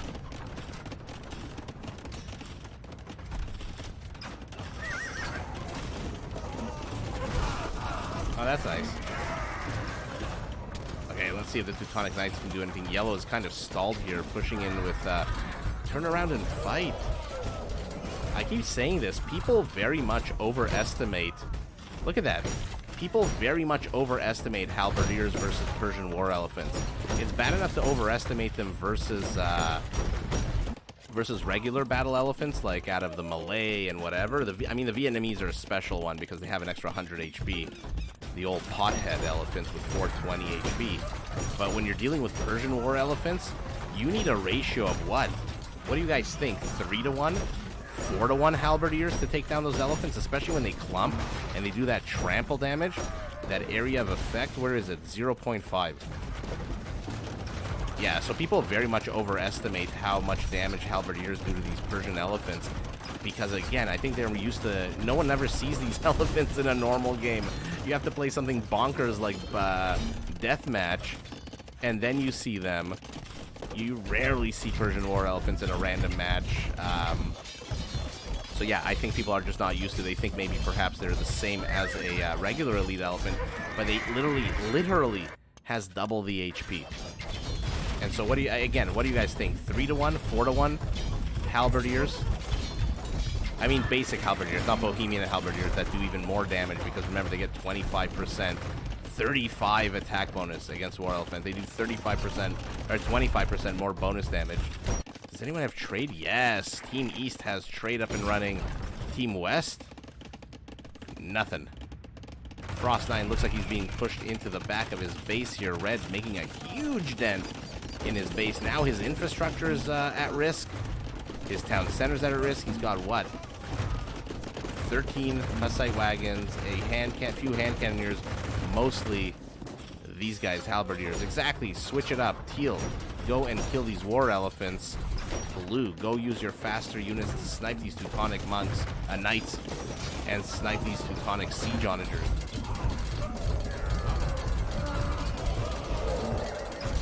There you go. There you go. That's a nice ratio here. All those elephants are dead. Now paladins should be dying as well. And all of Yellow's aggression has stopped. Blue needs to pivot immediately and start helping his teammate. Although I ask with what army? They do have a huge army, actually. Double the army supply, almost triple of their opponents. The problem is these Teutonic siege onagers. How many kills? 52 kills on them. One Kipchak trying to make a difference. Absolutely failing. Absolutely paying the price for it. I mean, this is a problem. You need to deal with this. Steppe Lancers would actually be not a bad solution, or even Hussars. What's Blue's food count at? Oh, it's absolutely terrible, and he's busy here. This is not a priority. Blue needs to pivot north, help Frost9 immediately. I'm no doubt Frost9 is chatting with him. I'm surprised he's not asking for help. Frost9 is literally about to collapse. He's got a bunch of disparate units here. Oh, no. Oh, no. Oh, God. They just keep getting gunned down by these Teutonic siege units. Oh, my God. Look at that death animation. It's just a big old clump of sticks. Oh, man. Frost9. Okay, he's managing to push Red back, but again, Team East has trade. Team East has positioning. Team East, both players are supply capped at 200. How is Yellow supply capped? What the hell does he have? Oh, he's at 141 villagers. That's fine. Kipchaks, what the F are you doing? You are not going to take down elephants with their 7 pierce armor. Oh my God, look how little damage they're doing. Look how little damage they're actually doing. These elephants are just going to absolutely swarm over these Kipchaks. Yeah, not surprised here. Okay, so game 1 going to Team East. Frost9 shitting the bed a little bit here. I thought for sure the Bohemians would be able to put up a bit more of a fight against the Teutons. I mean, the Bohemians, you've got the Hussite wagon, you've got the Haufnitze, you've got these gunpowder units galore. Somehow he managed to die, and you have the best halberdiers in the matchup, by the way, of all the teams, because they do again have that extra bonus attack, the 25% more. Man, I was once playing Nomad. I spawned Bohemians, and all I did was build barracks and just absolutely overwhelm everyone with a crazy amount of pikemen, and then later halberdiers. Everyone hated me, but neither here nor there. Game 1, okay, fun so far. Where are they? So that was this one, the Cumans. What do we have here? Malay and Japanese against Byzantines and Bulgarians. Okay, there you go. So, James, this game is dedicated to you. We'll see how Zayu, our red Byzantine, does. I guess that's a Team East or Team North. We'll keep it as Team East. But let's take a look. We've got, as the Malay, we've got Hydra. His teammate this time, rather not this time, his teammate again. Frost9 is the Japanese. In yellow, Solara is the Bulgarians. And as we mentioned, the red Byzantines, played by Zayu, immediately pushing down 2 castles.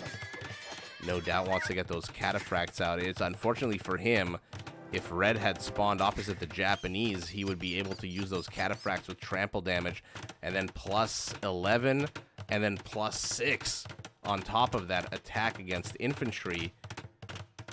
But instead he spawns opposite the Malay, so he's going to have to deal with a bunch of these chonky boys slowly waddling their way across the map. Now take a look at the top left of your screen. The Malay, unfortunately and notoriously, do not get the last 2 upgrades for their elephants' defenses, because with the discount that they get would just absolutely make that unfair. Imagine full health or fully upgraded elephants at a 40% discount. That would just throw the game into absolute mayhem, absolute chaos. And now we've got Bulgarian.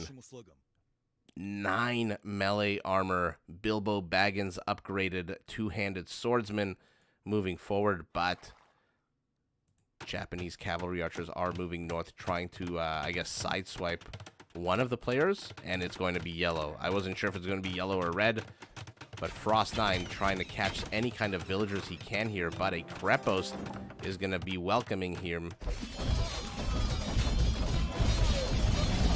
And let's take a look. I mean, we know who wins this battle here. Although, actually, you know what? With the 2 castle support and the introduction of the cataphracts, maybe not. Defender's advantage, reinforcing left, right, and center, does manage to wipe that entire contingent of elephants off the face of the earth. More are coming. More Malay 2-handed swordsmen, more arbalests. Okay, these paladins want to get rid of that arbalest specifically, and now they're going to slam into these... Okay, I thought there was going to be a bit more of a more of a dramatic slamming, and say it looks like he was just on move command and he hit the stop button. Yeah, that's the only way, Brian, that I can remember that upgrade name. Teal moving forward with Cav Archers. What else does he have? 31 Halberdiers. Like I said, it's unfortunate for Red that he spawned opposite a elephant civilization. The Bulgarians probably would have done a fantastic job against those elephants, especially, again, take a look with their +8 melee armor. Teal reinforcing his teammates here, but cataphracts, 15 of them. Oh, it's 8. Okay, it's I guess 12 and 6 makes 18. Devastating losses here for Blue. How are his resources? He is broke. He doesn't have any gold left, and he's only got 23 elephants on the production tab. No wonder Teal is moving here to the north to snipe anything and everything that he can, but about to get sideswiped by Yellow with these conics. The only 2 for unit in the game. With their flails, my god, do they move fast. More and more of them streaming this way. The battle shifting north for all 4 players. A huge body of halberdiers here moving in by Teal. Not too sure why he's moving backwards.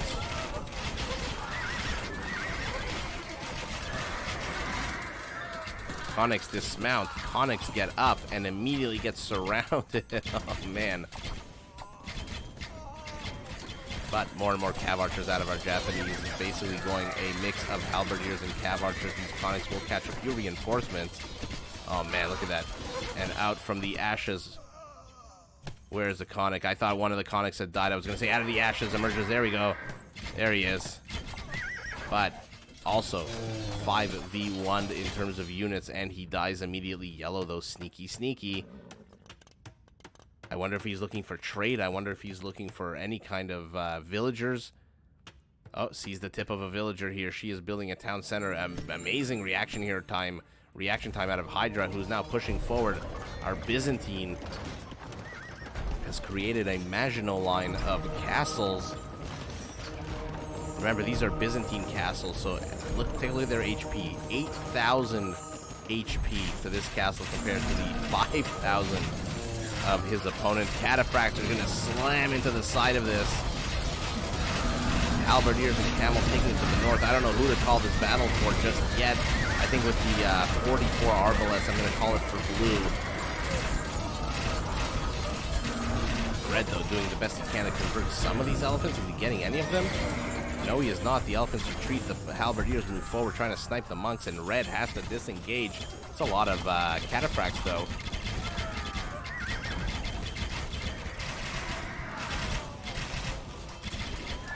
As a caster, I kind of like it when there's all the battles are focused on one part. The little kid in me can come out and just watch. Oh god, these halberdiers are gonna melt. They're absolutely going to melt in the face of these cataphracts. But now we've got some Japanese Yasama augmented towers. How many? 15. My goodness, this is an entire ring of towers here, firing multiple arrows. Massive battle, and now Blue is moving in, trying to dislodge some of this infrastructure. Team East already has trade up. Team West looks like they're just starting to.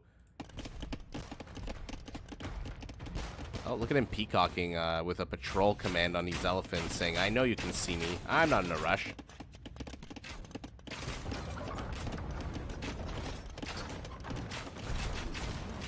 Yeah, Red needs to get his numbers up.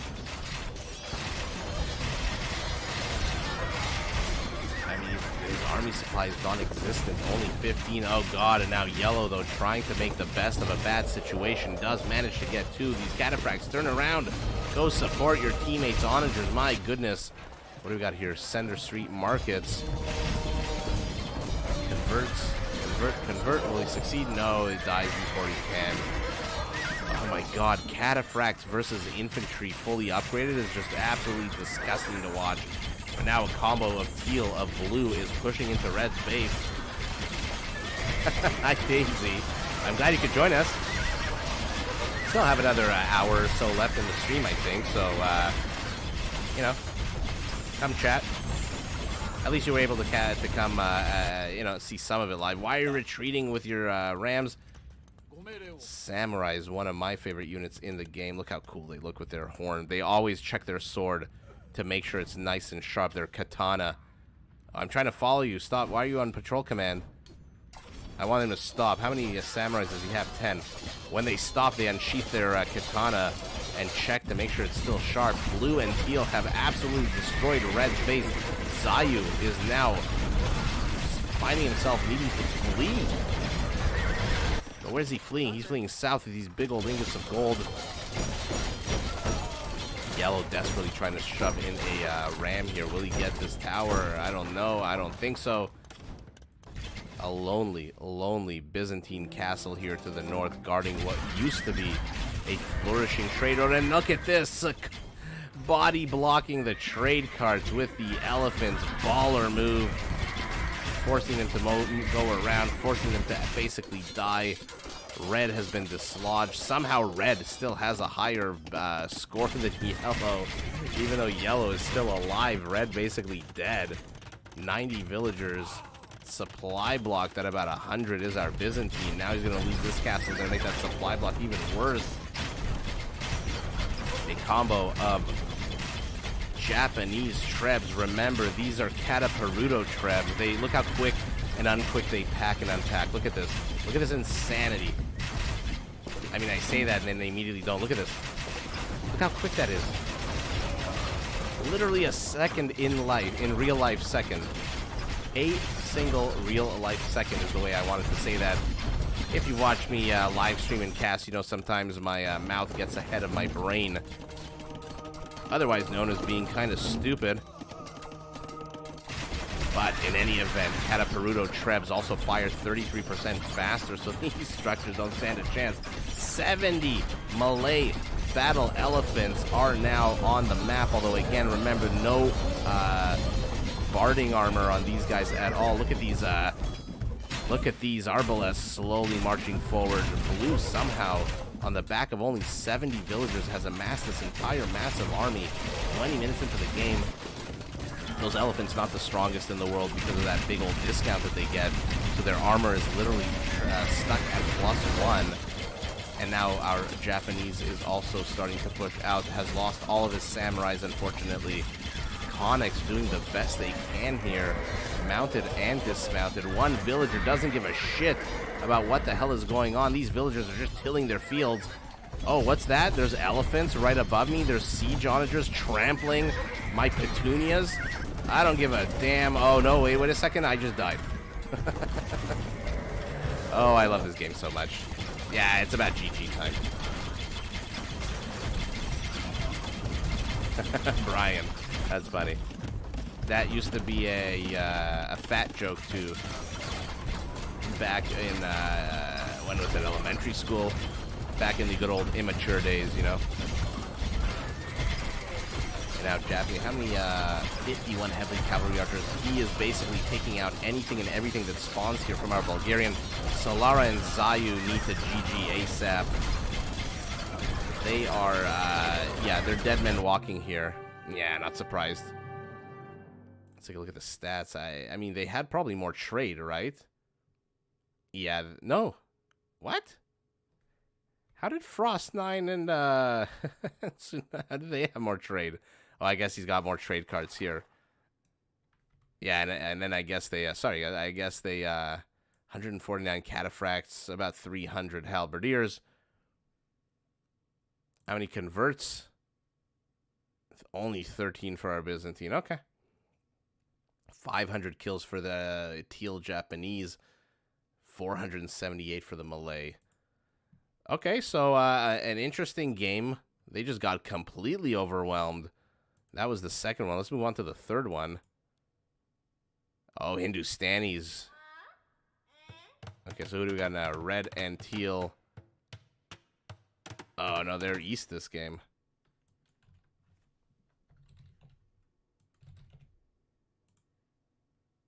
So let's see who's playing in red. Hydra playing as the Tatars. Oh, a brilliant map to have Tatars. Look at all this high ground that he can take. Look at all these narrow choke points for his cav archers to absolutely wreck anything and everything that tries to get at them. His teammate is the quintessential counter civ, the Incas, opposing them in yellow, Solar as the Hindustanis, and Zayu as the Dravidians. You know, did I say yesterday? I think I said yesterday that I'm a little disappointed at the Hindustanis underperforming in my live streams. I mean, I'm sure anecdotally there's other games that the Hindustanis in a team matchup absolutely shred their opponents. But so far in our live casts, I haven't really seen any caravanserai, haven't really seen any impressive use of those incredibly powerful units. I mean, take a look at the Imperial Camel. Take a look at this Shatagni augmented hand cannoneer with +2 range, one of the most deadly range. Oh, look at this. We've got a bit of a zoning issue here in the top of the map. Both teal and yellow trying to lay claim to this part of the map. Let's see who gets there first. Will he see the villager? No, he does not. Yellow is going to be in for a bit of a rude awakening once that villager heads up north. And Frost9 gets there first. Look at red expanding like a crazy, crazy aggression out of him is about to come out. Otherwise, what the hell's the point of all these structures? Very wide apart, though, not very clumped. His primary base also not quite done just yet. Yeah, I haven't seen this map either, this Kilimanjaro. I think it used to be on a tournament setting, but for now, Incan Eagles, my least favorite eagles of the game. I like the Mayans with their extra HP. I love the Aztecs with their extra attack. The Mayans get extra armor, which I guess, you know, is a thing of its own, but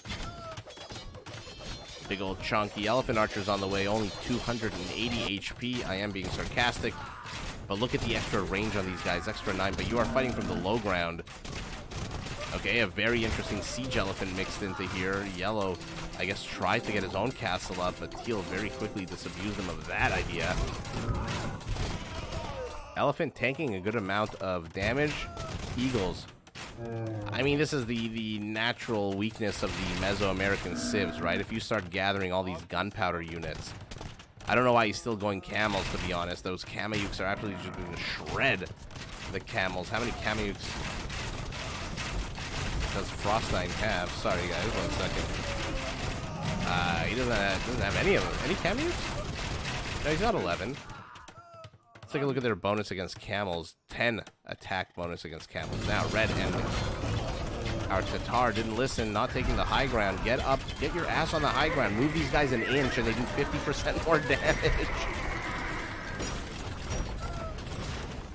Oh yeah, TZ, I'm hoping for a lot more very satisfying massive engagements. The whole point, I love casting deathmatch. Although Black Forest has, rather Rage Forest, has its own share of a good amount of damage. Oh, here we go, massive fights. Camels, Timorid, Siegecraft camels. Oh, beautiful, beautiful. Look at these elephants. Oh, he's clumping them too. Oh, what a terrible clump here by Zayu. Loses way too, look at this. Way too many elephants are lost here. Teal, Frost9 pushing out, but he is running into a meat grinder. Ghulams, remember, they can attack multiple units at once with their big old long spear. But how many hand cannoneers for our Hindustani? 58. Get that trade up. Let's see a caravanserai, please. I've been dying to see one for the absolute longest time. Nobody has obliged. Alright, guys, I'm going to have a sip of water. I'm just going to mute my microphone for 1 second because absolutely no one needs to hear me take a sip of water. I'll be back in literally like 10 seconds.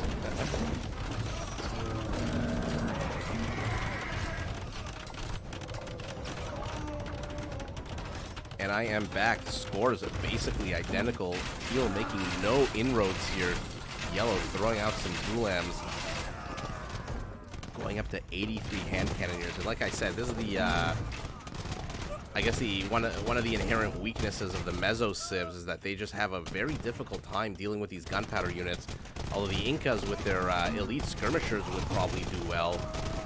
I don't even think Arbalests are going to do that great against these guys because remember, again, 9 range on these. Trying Trying to click one, for God's sakes. 9 range on these guys.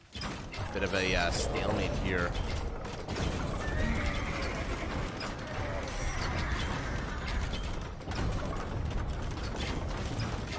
Okay.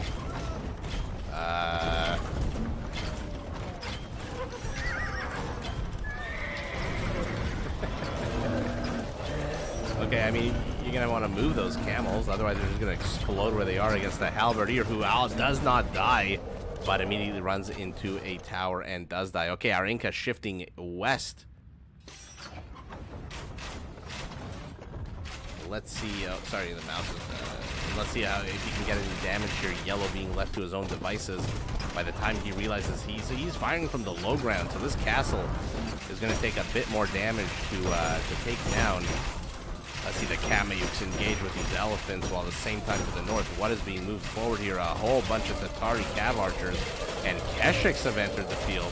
How's Red's gold count? Non-existent, except take a look now, it's going up with every poke and prod. Okay, our Inca has basically been melted off the face of the earth. That entire army just disappeared. Oh my God, absolutely atrocious loss here for Frost 9. He's reinforcing, but he is spamming. He is a... Oh!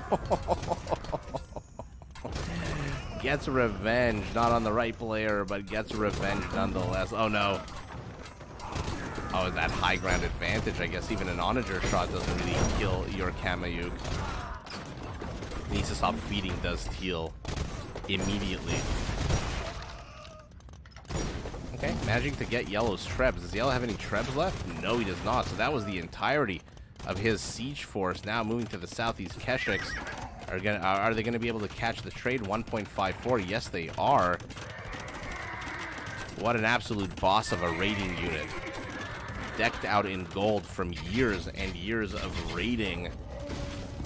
Oh man, these elephant archers from Zayu, very defensive position, but that means they are susceptible to onager fire. And that onager has just been firing willy-nilly, non-stop, free-range onagers. I think I saw... Did I see Urumi swordsmith as well? Yeah, there's 11 of them on the field. I guess on the field is a bit of a optimistic statement. They're kind of hiding behind that barracks. Finally, our Tatar takes the high ground. Hello, welcome to playing Tatars with your extra 25% attack from the high ground. But Teal moving in with heavy rams. Blue needs to defend as Yellow making no attempt to save or help his teammate. Very strange play out of Solara right now. Blue being picked apart one building at a time. Oh, these Kameyuks are going to be so bad if they close the distance. They close the distance. No siege here to get rid of them except for these 3. And just like last time, Blue is losing way too much to siege. Now there's not enough left. You got slingers? There's no infantry here. Why the hell are you building slingers? Guys, correct me if I'm wrong. Slingers don't get any bonuses on... where are they? Yeah, slingers don't get any bonuses against elephants or whatnot. They get, yeah, it's basically infantry only. Ram 3, okay. Teal, though, making a surprise pivot south. Should be able to overrun this position here of Yellow. Yellow continuing to expand, but 2 towers out of our Inca will be able to annoy the hell out of his villagers. And now Yellow looks like he's about to be overrun. Right as I said, he's not helping his opponent. His teammate, rather. He sends his entire army to help his teammate, and that is the moment that Frost 9 decides to pounce. We'll see how much he can capitalize, how far he can get. These units are inherently pretty weak against 2 castles. There's no trebs here except 1 with 11 HP. So they'll kill units, this army, out of Frost 9, but they absolutely will not destroy structures. In come the Keshiks. They take 1 volley to the face.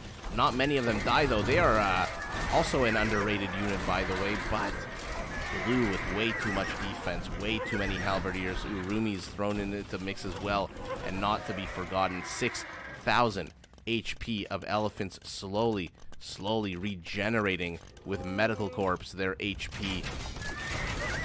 Oh man, what an absolute stalemate of a situation here. Trade up and running for both teams.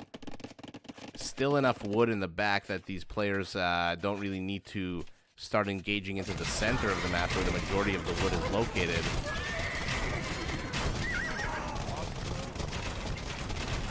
Oh, man, these augmented hand cannoneers, but they need to retreat. They're taking way too many hits from the high ground. Any caravanserai? Come on. Caravanserais are so good in team games. They do so many wonders for your trade cards.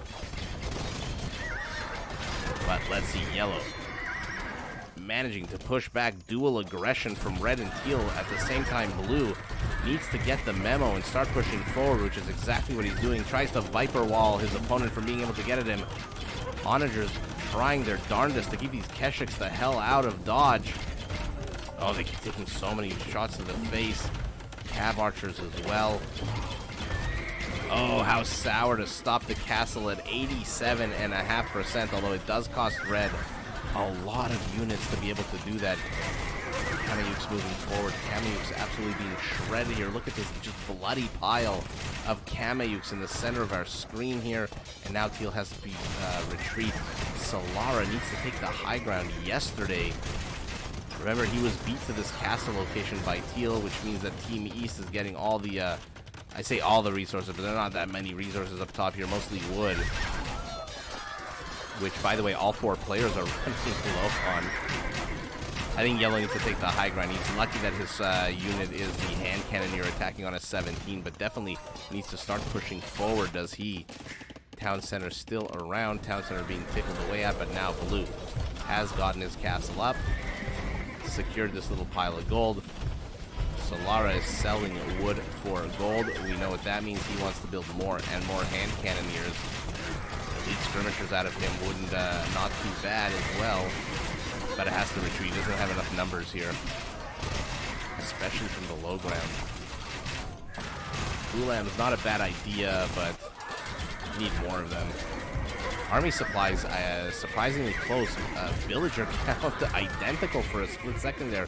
And finally looks like blue is going to be able to push into the center position off the back of a bunch of siege elephants. Oh, flaming camels just being so annoying. Are they doing any damage to these guys? Oh, for some reason blue is targeting the Keshiks, target the camels, and now he's retreating? What? Okay, maybe he saw the Kameyuks heading towards him, but blue's got 2,000 gold. Not too sure he should be retreating here. Yellow inserting himself here with Hussars, Hindustani Hussars, while at the same time supporting his teammate. But losing a whole bunch of elephants is his teammate. Neither player really engaging into the other's base. I'm surprised that no one is trying to take out the trade of their opponents. I mean, look at this trade. Imagine inserting yourself here. There is, I'm going to zoom out. There's nothing here to attack you. There's no castle set up in the center of Team East's trade route, whereas Team West has a nice castle on the high ground, by the way, to protect their trade route here in the center. Camel attacking elephant. Elephant attacking tower. Who will die first? Oh, the tower just barely. One more swipe of that scimitar, and the elephant bites the dust. Yellow on move command, taking a few shots here by these Keshiks. Now the Keshiks are... Yeah, I mean, look, you can raid trade with faster cavalry units, or you can just raid it with ranged units by just making them sit and shoot arrows. Red choosing to go the Keshik route. For some bizarre reason, the Izurumi swordsmen have been tasked with taking that Keshik down, even though there's... How many castles here? 1, 2, 3 castles protecting the trade route. Huh, I never noticed that it was an ox. Interesting. Oh, no, never mind. I didn't know that. Never mind. Keshik still around. Every poke, every prod, generating more and more gold so they can buy more of this fancy schmancy golden armor. But look at Teal. This entire game, Frost 9 has just been spamming units, a never-ending stream of Teal moving across the map. For some bizarre reason, Solara continues to engage with Hussars into Kameyuks. I mean, Kameyuks are designed to kill cavalry units. Why are you engaging with the flimsiest of your cavalry units into them? Not too sure what the answer is, but now, with a very badly bruised and battered battalion. Sorry, I didn't mean to make that so alliterative. A badly bruised and battered battalion of hand cannoneers moving forward. And look at Solara here making use of his range, although finally the Kameyuks do manage to close the gap. Oh man, they are just not that quick at killing these hand cannoneers. Luckily for him, the HP on these guys is terrible. Oh, he's luring him into a trap here for this Blue Onager. Blue Onager takes a shot in the middle of nowhere, getting literally nothing done. Oh no, what an absolute shit shot here. Does lose 3, should lose 4, potentially 5 Siege Onagers for absolutely no reason whatsoever. Let me very quickly count the trade cards. Team West, 50 and 40 makes 90. Team East, 43 and 51 makes 94. So both teams basically sitting on the identical amount of trade cards. And guys, this is exactly why I love Deathmatch. You've got Flaming Camels, you've got Gulams, you've got Keshiks, you've got Elite Elephant Archers, Kameyuks making an appearance, Shatagni augmented hand cannoneers to the south. This is the absolute bedlam of Deathmatch, where you get to see just all of the coolest units in the game, and like a kid on Christmas, you have a big old smile on your face, or at least I do. I don't know about you guys, but I just love watching this game so much, and these Keshiks are back. And when you get to see just all these unique units beating the... Oh, and by the way, there were Urimi swordsmen here as well, and now there's slingers. Yeah, you just get to see all the cool units the developers decided to put into the game for these exact reasons. A huge body of Keshiks, 6,000 HP of Keshiks are moving south. Where are you going with these? Are these for trade? Are these to kill Yellow? For now, it kind of looks like he doesn't really know what he's doing. It looks like he's about to enter the trade route, though. And he spreads them out, fans them all out, hits the stop button, and now these Keshiks are just going to run amok. 21 kills, 25 kills, 27 kills, 33 kills. Oh my god. They are engaging, though, with Gulams now, so they should be able to... Yellow should be able to kill these Keshiks. 53, 55, 58 kills on them. Oh my god. Blue needs to establish some kind of forward defense perimeter, whether with a castle or towers or units or something. These absolutely horrible attack rounds, although now makes up for it with a big, juicy attack round. Takes down so much HP of these Keshiks. Elephant Archers attacking units that are far away for some bizarre reason. Now the last Keshik taking on a Hussar in the slowest battle of all time, although it looks like Team West is slowly being pushed beyond their capabilities here, their limits. Look at them, they've been pushed back. Look at red, look at teal on the mini-map. They've taken control of 2/3 of the map, and we know what that means. Now Keshik surrounding the elephants. You can have all the onager shots you want. These Keshiks are going to poke and prod their way into some good old gold. Yellow, what are you building? You've got Hussars, you've got finally some Imperial Camel Riders to deal with with some stuff. Hand Cannoneer, Gulams in production to have very gold intensive build here out of our Hindustani, although remember, in Deathmatch, because you get all the upgrades, because you get all the researches, the Hindustanis do get their gold 10% faster by trade, by relics, by gold mining, and these Gulams are just so damn fast. They're going to be able to demolish any small bands of units, although need to get in here and stop these Kameyuks from killing these ox carts. What is Yellow doing back here? These are Hussars. Why are they over here? That is what I was talking about. Blue is just missing that forward. I think it's almost GG time. He's just missing that forward defensive perimeter that would have stopped Red from being able to bring in, how many is this, 10 villagers, 12 villagers? Oh god, these Tatari trebuchets with 19 range are just absolutely disgusting, but look at Yellow. Yellow has nothing left. He's got, what are his military buildings? 4 stables, and that's it. So basically what you see is what you get here with Yellow, who has been knocked down to basically nothing. And now Blue, the one producing elephant archers all game, is stuck on barracks, although it does have 5 archery rangers left. Another Tatar castle, very aggressive positioning here.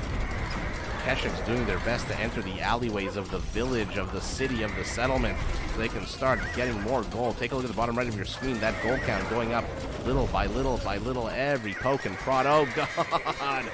Kamayuks planted right in the center of the trade are absolutely demolishing that trade, although finally run into some Imperial camels. Although I don't know who takes this. You've got 5 camels. 3 of them are very weak. You've got, so basically 2 full health camels against 2 full health Kamayuks. Plus 10 attack. But these are Imperial. In any event, we'll never find out. Let's take a look at trade. Must be nice and juicy on this one. 500 Kamayuks. My goodness. Where's the trade profit? Not that great. Not that high. Resource count very similar except for Blue, who made no attempt to get out on the map whatsoever. Let's see the kill count. Oh, sorry. Let's go back to the kill count. Oh, 910 for our elephant-based army. Very similar kill counts, actually. Maybe what, like 50 difference in total? I still don't know what this means, buildings. I will look it up, I do promise. 81... Wow. Okay, that was a fun game. That made up for those shittier 1v1s.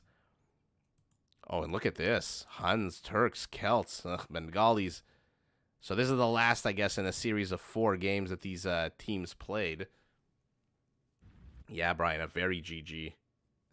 Tasty. Yeah, that was an incredibly fun battle there. That basically had the unique units from basically all of the civilizations.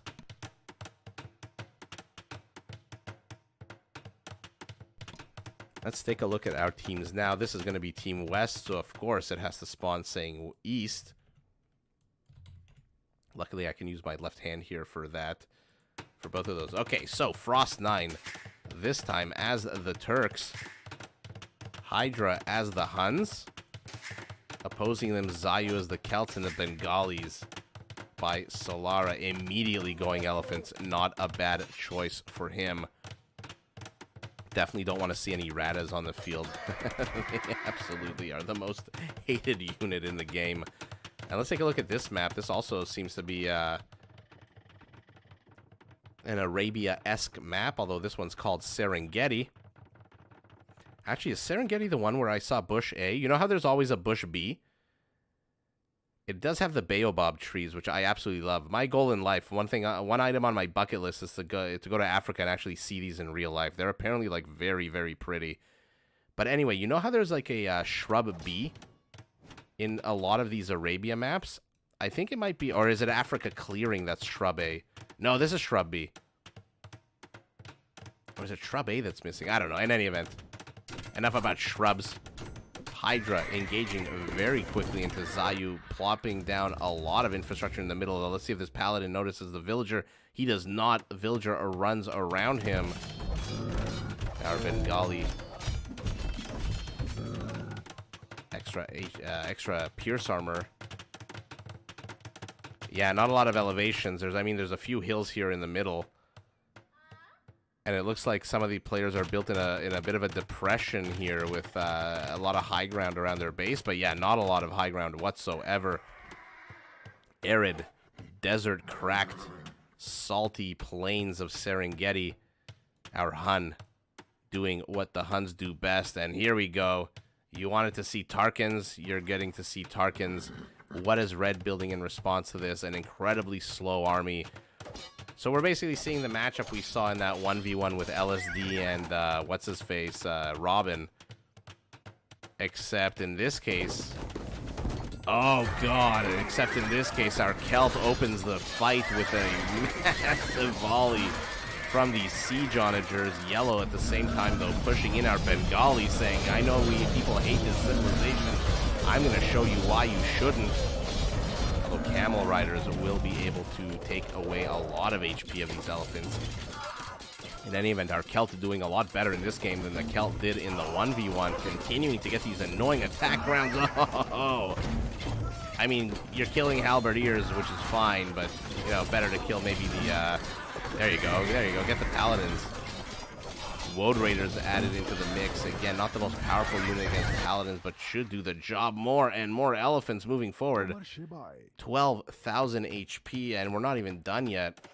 17,000 HP of mostly elephants. Oh, there's Punic Siege is just being destroyed, but take a look at Blue building a castle to the south. He's got infrastructure in the center.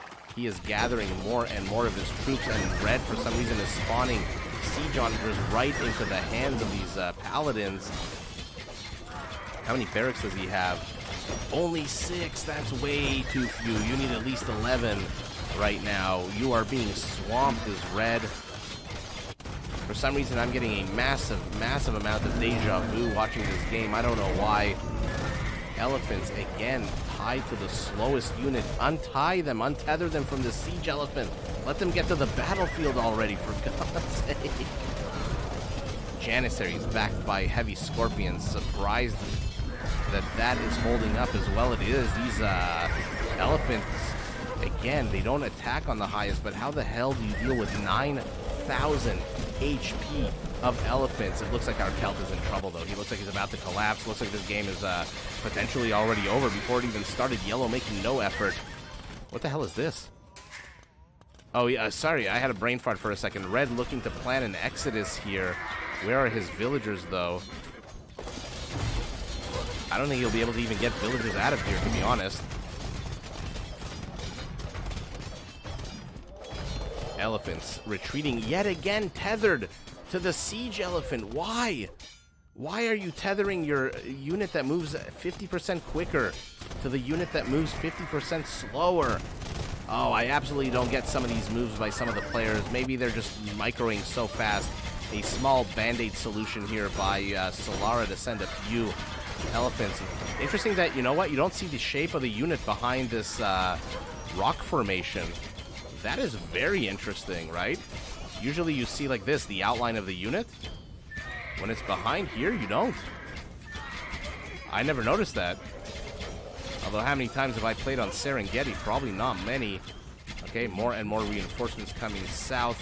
Teal giving Yellow a little bit too much time to help his opponent, his teammate.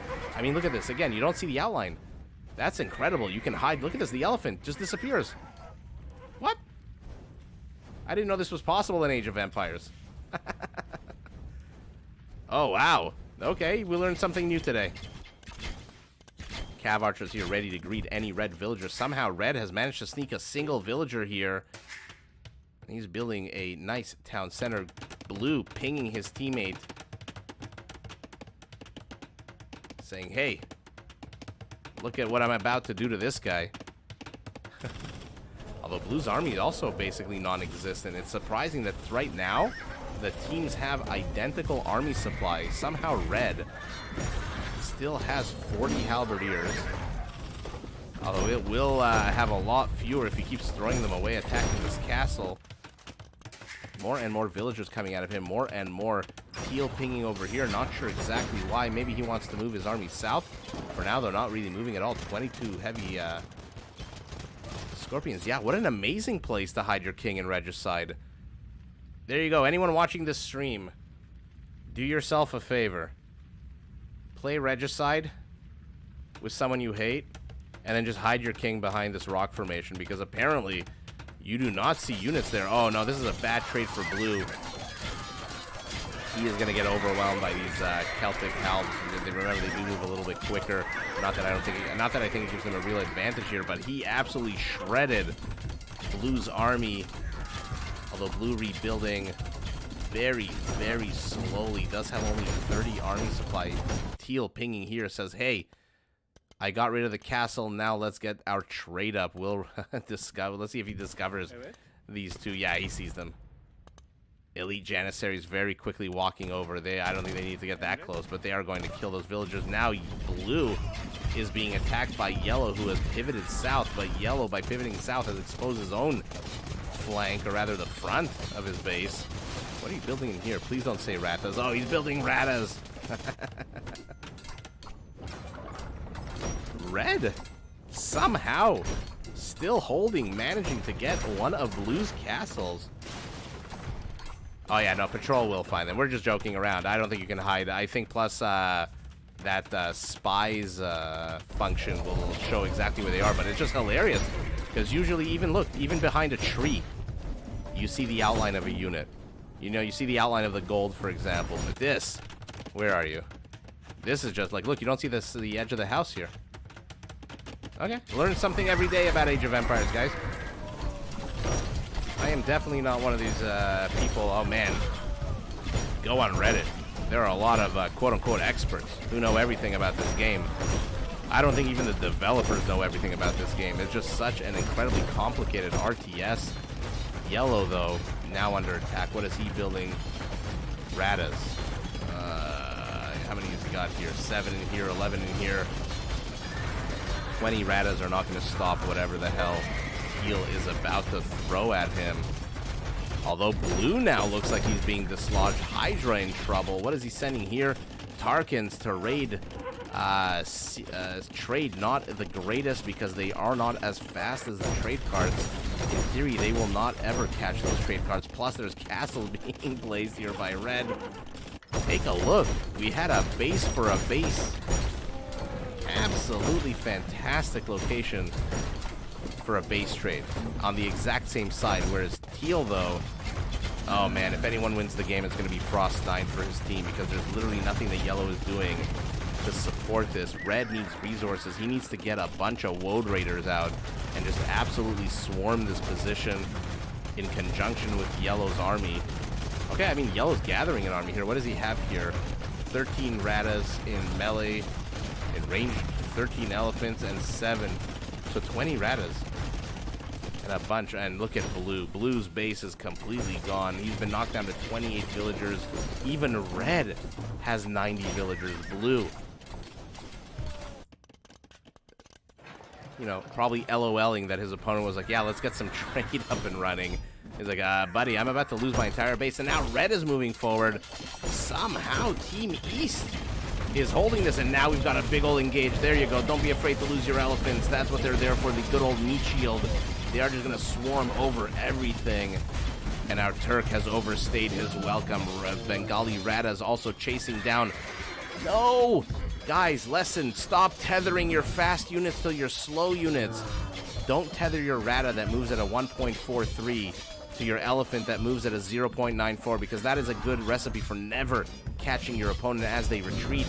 And as you know, as in real life, you just want to storm them down as they retreat. Get on your horse and just ride them straight into the ground.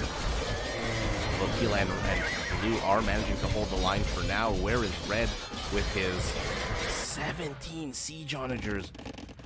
Oh, they are all streaming north. Look at this line of absolute mayhem and destruction. Celtic siege. If only he was Mongol, they would be moving 50% faster. What the hell managed to kill that? Oh, the castle up here. Oh man, Celtic siege and Bengali elephants are basically an incredibly powerful cannon with an incredibly high amount of HP. This might be actually a fantastic team matchup. Oh yeah, James, absolutely. The 2v2s are the funnest. 3v3s, I think we'll watch one more 3v3 depending how long this game goes. Okay. Right as I say that, it ends. 134 heavy camels to 110 battle elephants. Kill count, not the highest and not the longest game. Oh, a Bengali. Anyone get trade? Anyone send tribute? Yeah, our Turks sent our Hun a shit ton of tribute. No surprise there. But you know what, guys? I absolutely don't mind this Celt Bengali. Did Yellow quit? I absolutely don't mind this Bengali Celt match team up, because you have these incredibly powerful units. Now remember, Bengali elephants are actually quite impressive, right? They're fully upgraded. They get Parthian tactics. They get less bonus damage. They're more resistant to conversion. They can attack 20% faster. I mean, it would be nice if they had that Vietnamese extra 100 HP. Who's kidding who? But this is a nice big chonky meat shield to put right in front of these Celtic siege onagers. Maybe Vietnamese Mongols would be a better matchup. But yeah, wow. But yeah, I think the most important thing we took out of this game is that this... what do you want to call it? Is this technically a promontory? I don't know, a butte? Whatever the hell, I'm not a geologist. Whatever the hell the name is for this rock formation absolutely does hide the units behind it. Wow. Okay. So let's try to find a 3v3. Maybe end the night on that. Zayu, Frost Knight, or maybe not. We'll see how long these games go for. We've got a bunch of 4v4s. Okay, let's see Zayu and Frost 9. Tweppy is, I think... oh, there's Robin. He's back. So let's see, what do we want to watch? Burgundians, Saracens, Mongols, Khmer, Turk, Britons? Or do we want to watch Mayans, Incas, Chinese, Turks, Poles, Spanish? Eeny, meeny, miny, mo. Let's watch the first one, just because it's going to be easier for me to remember. Okay, so who do we have here? Teal, green, and yellow. We'll call them Team South. And then by the good old default, you guys are Team North. So let's take a look. In yellow, we've got Zayu as the Burgundians. Oh, sorry, guys. I feel like in Deathmatch, the Burgundians are going to underperform, right? Most of their bonuses are Castle Age, right? They get access to Cavalier early on. In Castle Age, they get those economic upgrades in Age Ahead, which means in Castle Age, they basically have Imperial Age upgrades economically. So I feel like perhaps they might underperform, although, again, they do have access to Paladins, but no... oh, my God. The name is Bloodlines. Oh, my God. That's embarrassing. No Bloodlines, so stuck at 160 HP. Saracens, though, with the support. And Mongols by Frost 9. That's going to be this is going to be a tough team to beat the South one. Turks by Robin. Boomstick playing the Khmer, so hopefully we get to see 1, 2, 3, 4, 5 castles. I hope we're going to get flooded. Absolutely flooded with ballista elephants. And Tweppy playing as the Britons. So, okay, a bit of a lackluster. I think Britain's a bit of a lackluster Civ and DM, and so are Burgundians. So these two cancel each other out, and then you've got the chonkiest of the chonk is the Khmer with their insanely, ridiculously annoying ballista elephant. Oh, hi, Atlas. Glad you could join us. This might be the last game. It's been 2 hours and 20 minutes. We'll see how long the game lasts. Like I said, on these team games, trying to keep them above 20 minutes. But that's 20 in-game minutes. Oh my god, look at this line of Saracen camels just hoofing it, no pun intended, all the way to Teal's base, while at the same time Blue is moving forward with his elephants, building 87 elephants. Does he have any gold left for ballista elephants? We'll see. Castle's not yet up. Teal wisely carving out a bit of room for himself. And let's see, army supplies basically identical, villager count basically identical. Frost. Slick Rick, easy game for who?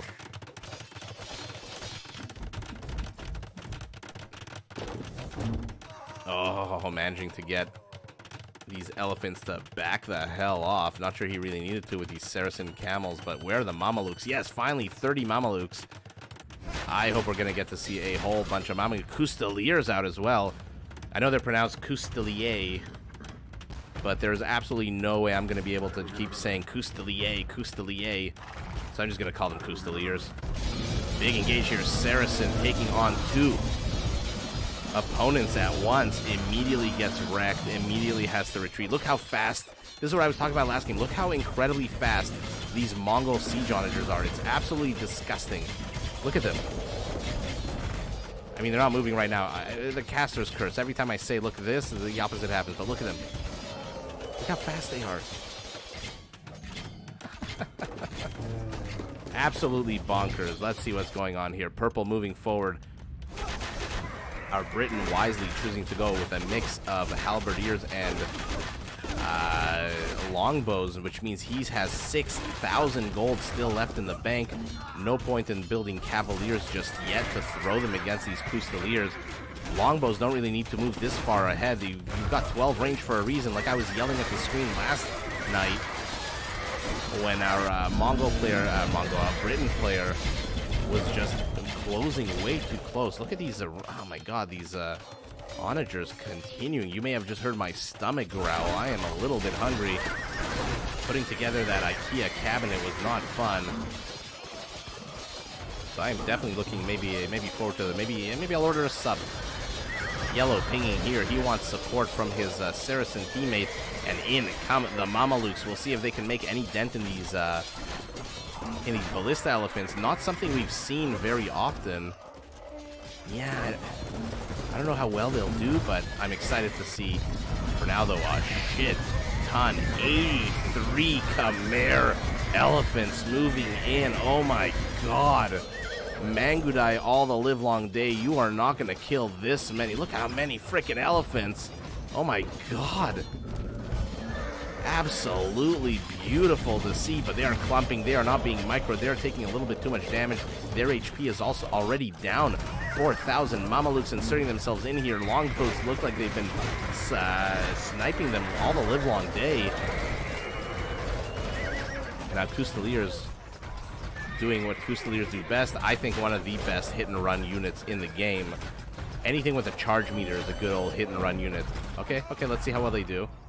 Not well at all, I think, but just because of the numbers. But what the hell is going on here? Camels out of everyone. Elephants. Oh my god, what a gorgeous attack round out of Frost 9.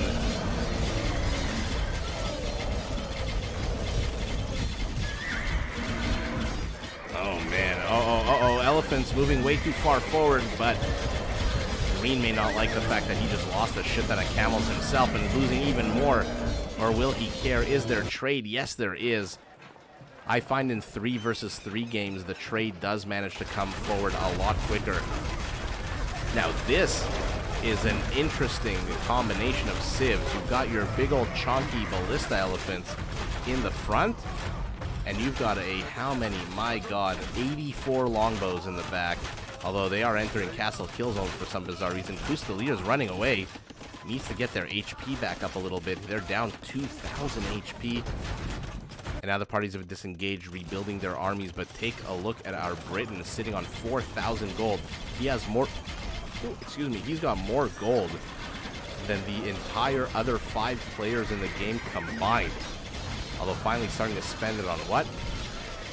Trebuchets. He's going up to 13 Warwolf Trebs. This is going to be absolutely terrible here for yellow unless the green can come and support. 2 onagers are going to do exactly jack nothing. Especially when they're not micro. Oh, what? That was the worst shot those onagers could have possibly taken.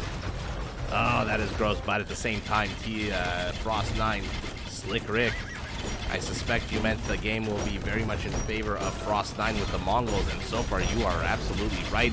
Look at the castle placement, trying to lane the trade before it even gets up to full speed.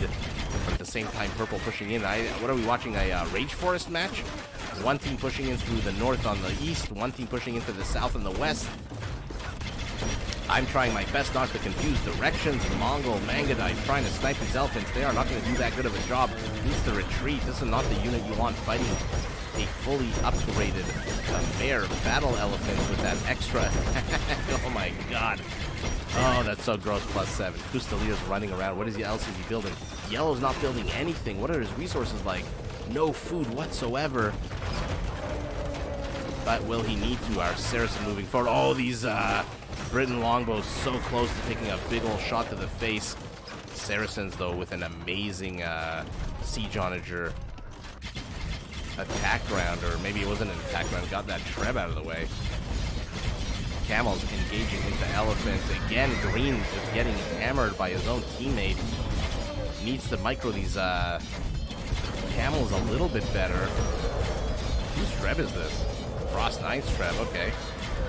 And now the numbers switch in favor of the Mongols, so these elephants, despite the fact that they can take quite a lot of arrows to the face, will end up going down at the same time. Custaliers making a last stand here, but retreating again. I absolutely love the use of the Custaliers here by Zayo. Again, a hit-and-run unit, although he's not making use of their charge attack very well. All of them are already charged up.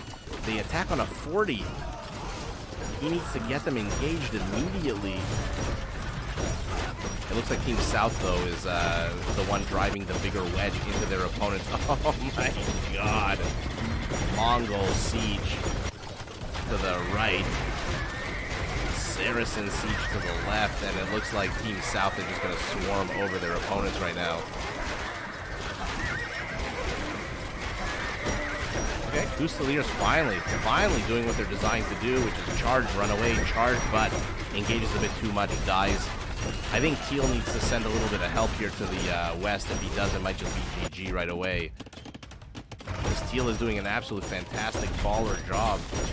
Although Turkish heavy cavalry with the extra HP at 100 might be able to stymie this Mangudai attack. These Mangudai are bruised and battered. They are not at full HP at all. They're not even at half HP. But look at this. Look at Frost 9. He's controlling the entire map. Now they've got trade up and running. That trade card looked like it did a Michael Jackson there for a second in Moonwalk. Oh man, so much damage. Either Teal needs to pivot west, or Purple needs to send help and pivot east. I mean, you've got how many? 86 longbows, 91, 100. Once the production cycle finishes, help your teammates. You are not going to accomplish anything with longbows. They are great at killing units. Structures, not so much. Oh, beautiful shots here by a Saracen. Yeah, you need. I think Purple Tuepi needs to send his longbows here. They need to support the Turk. They need to get rid of these Mangudai. Once he does, they'll be able to snipe the siege units. And you're really not, like, halberdiers and longbows are not going to win you a base trade, I don't think. Does he have any trebs left? Only 3 trebs. Finally, the last of these elephants dies. One more. Exactly. This is what you need to be doing to the Mongolian siege right now. Teal pinging over here. Wants that market destroyed so that they can start going the long way. But again, I think Purple needs to pivot. Purple needs to take a step back. Yellow is building nothing. Yellow's got nothing. He's got 20 Fusiliers and 4 Onagers. If Purple were just to show up here with his longbows, it would definitely be not GG, but it would definitely help out. Oh god, how many kills on these guys? 20? All of them? Oh, I'm surprised it's so low. Now these Warwolf Trebs are moving in. Yellow will be, I think they're looking to engage into this actually on the left flank. Not a lot of longbows, not a lot of support there at all. Instead, they are wasting their charge attack on halberdiers, which is not a bad move at all. Okay, I guess he agrees with me, trying to snipe these Trebs, but all the 53 longbows do manage to make their way back. But like I said, he should be able to swarm over this on the left flank. Our Mongol continues to attack. Frostine having trade cards, 35 going up to 41. Ballista elephants, my god, are they so annoying to deal with. Although, do they have siege armor classification? Yeah, they do. So the Mangudai, I guess, do have a bonus attack against them, +5. Interesting. Yeah, I completely forgot that they're also classified as a siege unit. I'm surprised the Mangudai do so little damage, or maybe they don't, but it's just the fact that they have 300 HP on them. And this is what I was talking about. Purple is just not able to destroy the base with the units he has. That's one of the inherent weakness of the Britons, I think. They're just an absolute baller civ in terms of starting the game. I absolutely love playing the Britons. I mean, look at how beautiful that arc of fire is from 12 tiles away. But they just lack. They lack any kind of oomph unit. You know, that unit like a Teutonic Knight or a Woad Raider or a Boyar. This heavy siege they don't have. Oh man, 208 elite Mangudai. What's the kill count look like? Pretty good kill count. Again, not sure what the hell 82 star means. Economy, did anyone give tribute? Khmer giving tribute, but also receiving the most tribute. No Shock Frost 9 with the most trade since he reestablished here at the corner of Robin's base. Wow. Okay. That was an absolute fun game. I think we'll end it there, just because I'm not too sure how the other 3v3, how long it is, and I don't want to risk it if it goes super long or super short. 2.5 hours is a good amount of Age of Empires to watch. James, 2v2 or 3v3? Which one do you prefer? Let me know.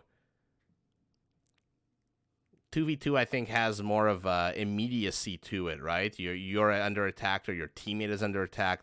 If even one of you shits the bed, then all of a sudden the entire game is lost.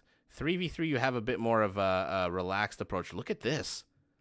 Look how cool this is. We got the Treb in mid-animation, the big old fiery ball, and the smoke that it's leaving behind, the chemtrails of this trebuchet. What an absolute fantastic. I might make this my thumbnail for the video. This is absolutely beautiful. Wow. Okay, guys. Actually, yeah, you know what? I might just do that. You rarely see a game end with this kind of cool animation of a trebuchet unfurling, but yeah. Woo. What an absolute fantastic set of games. Sorry again for those 1v1s. Maybe, you know what? Maybe in a 1v1 scenario, I will take a look at how long the games are. Because you see what I do, right? I try not to see. I don't click check potential show potential spoilers. I don't show how long the games are. And on purpose. I mean, I check to make sure that they're longer than 20 minutes, but after that, I scramble them up so I have no clue which is which.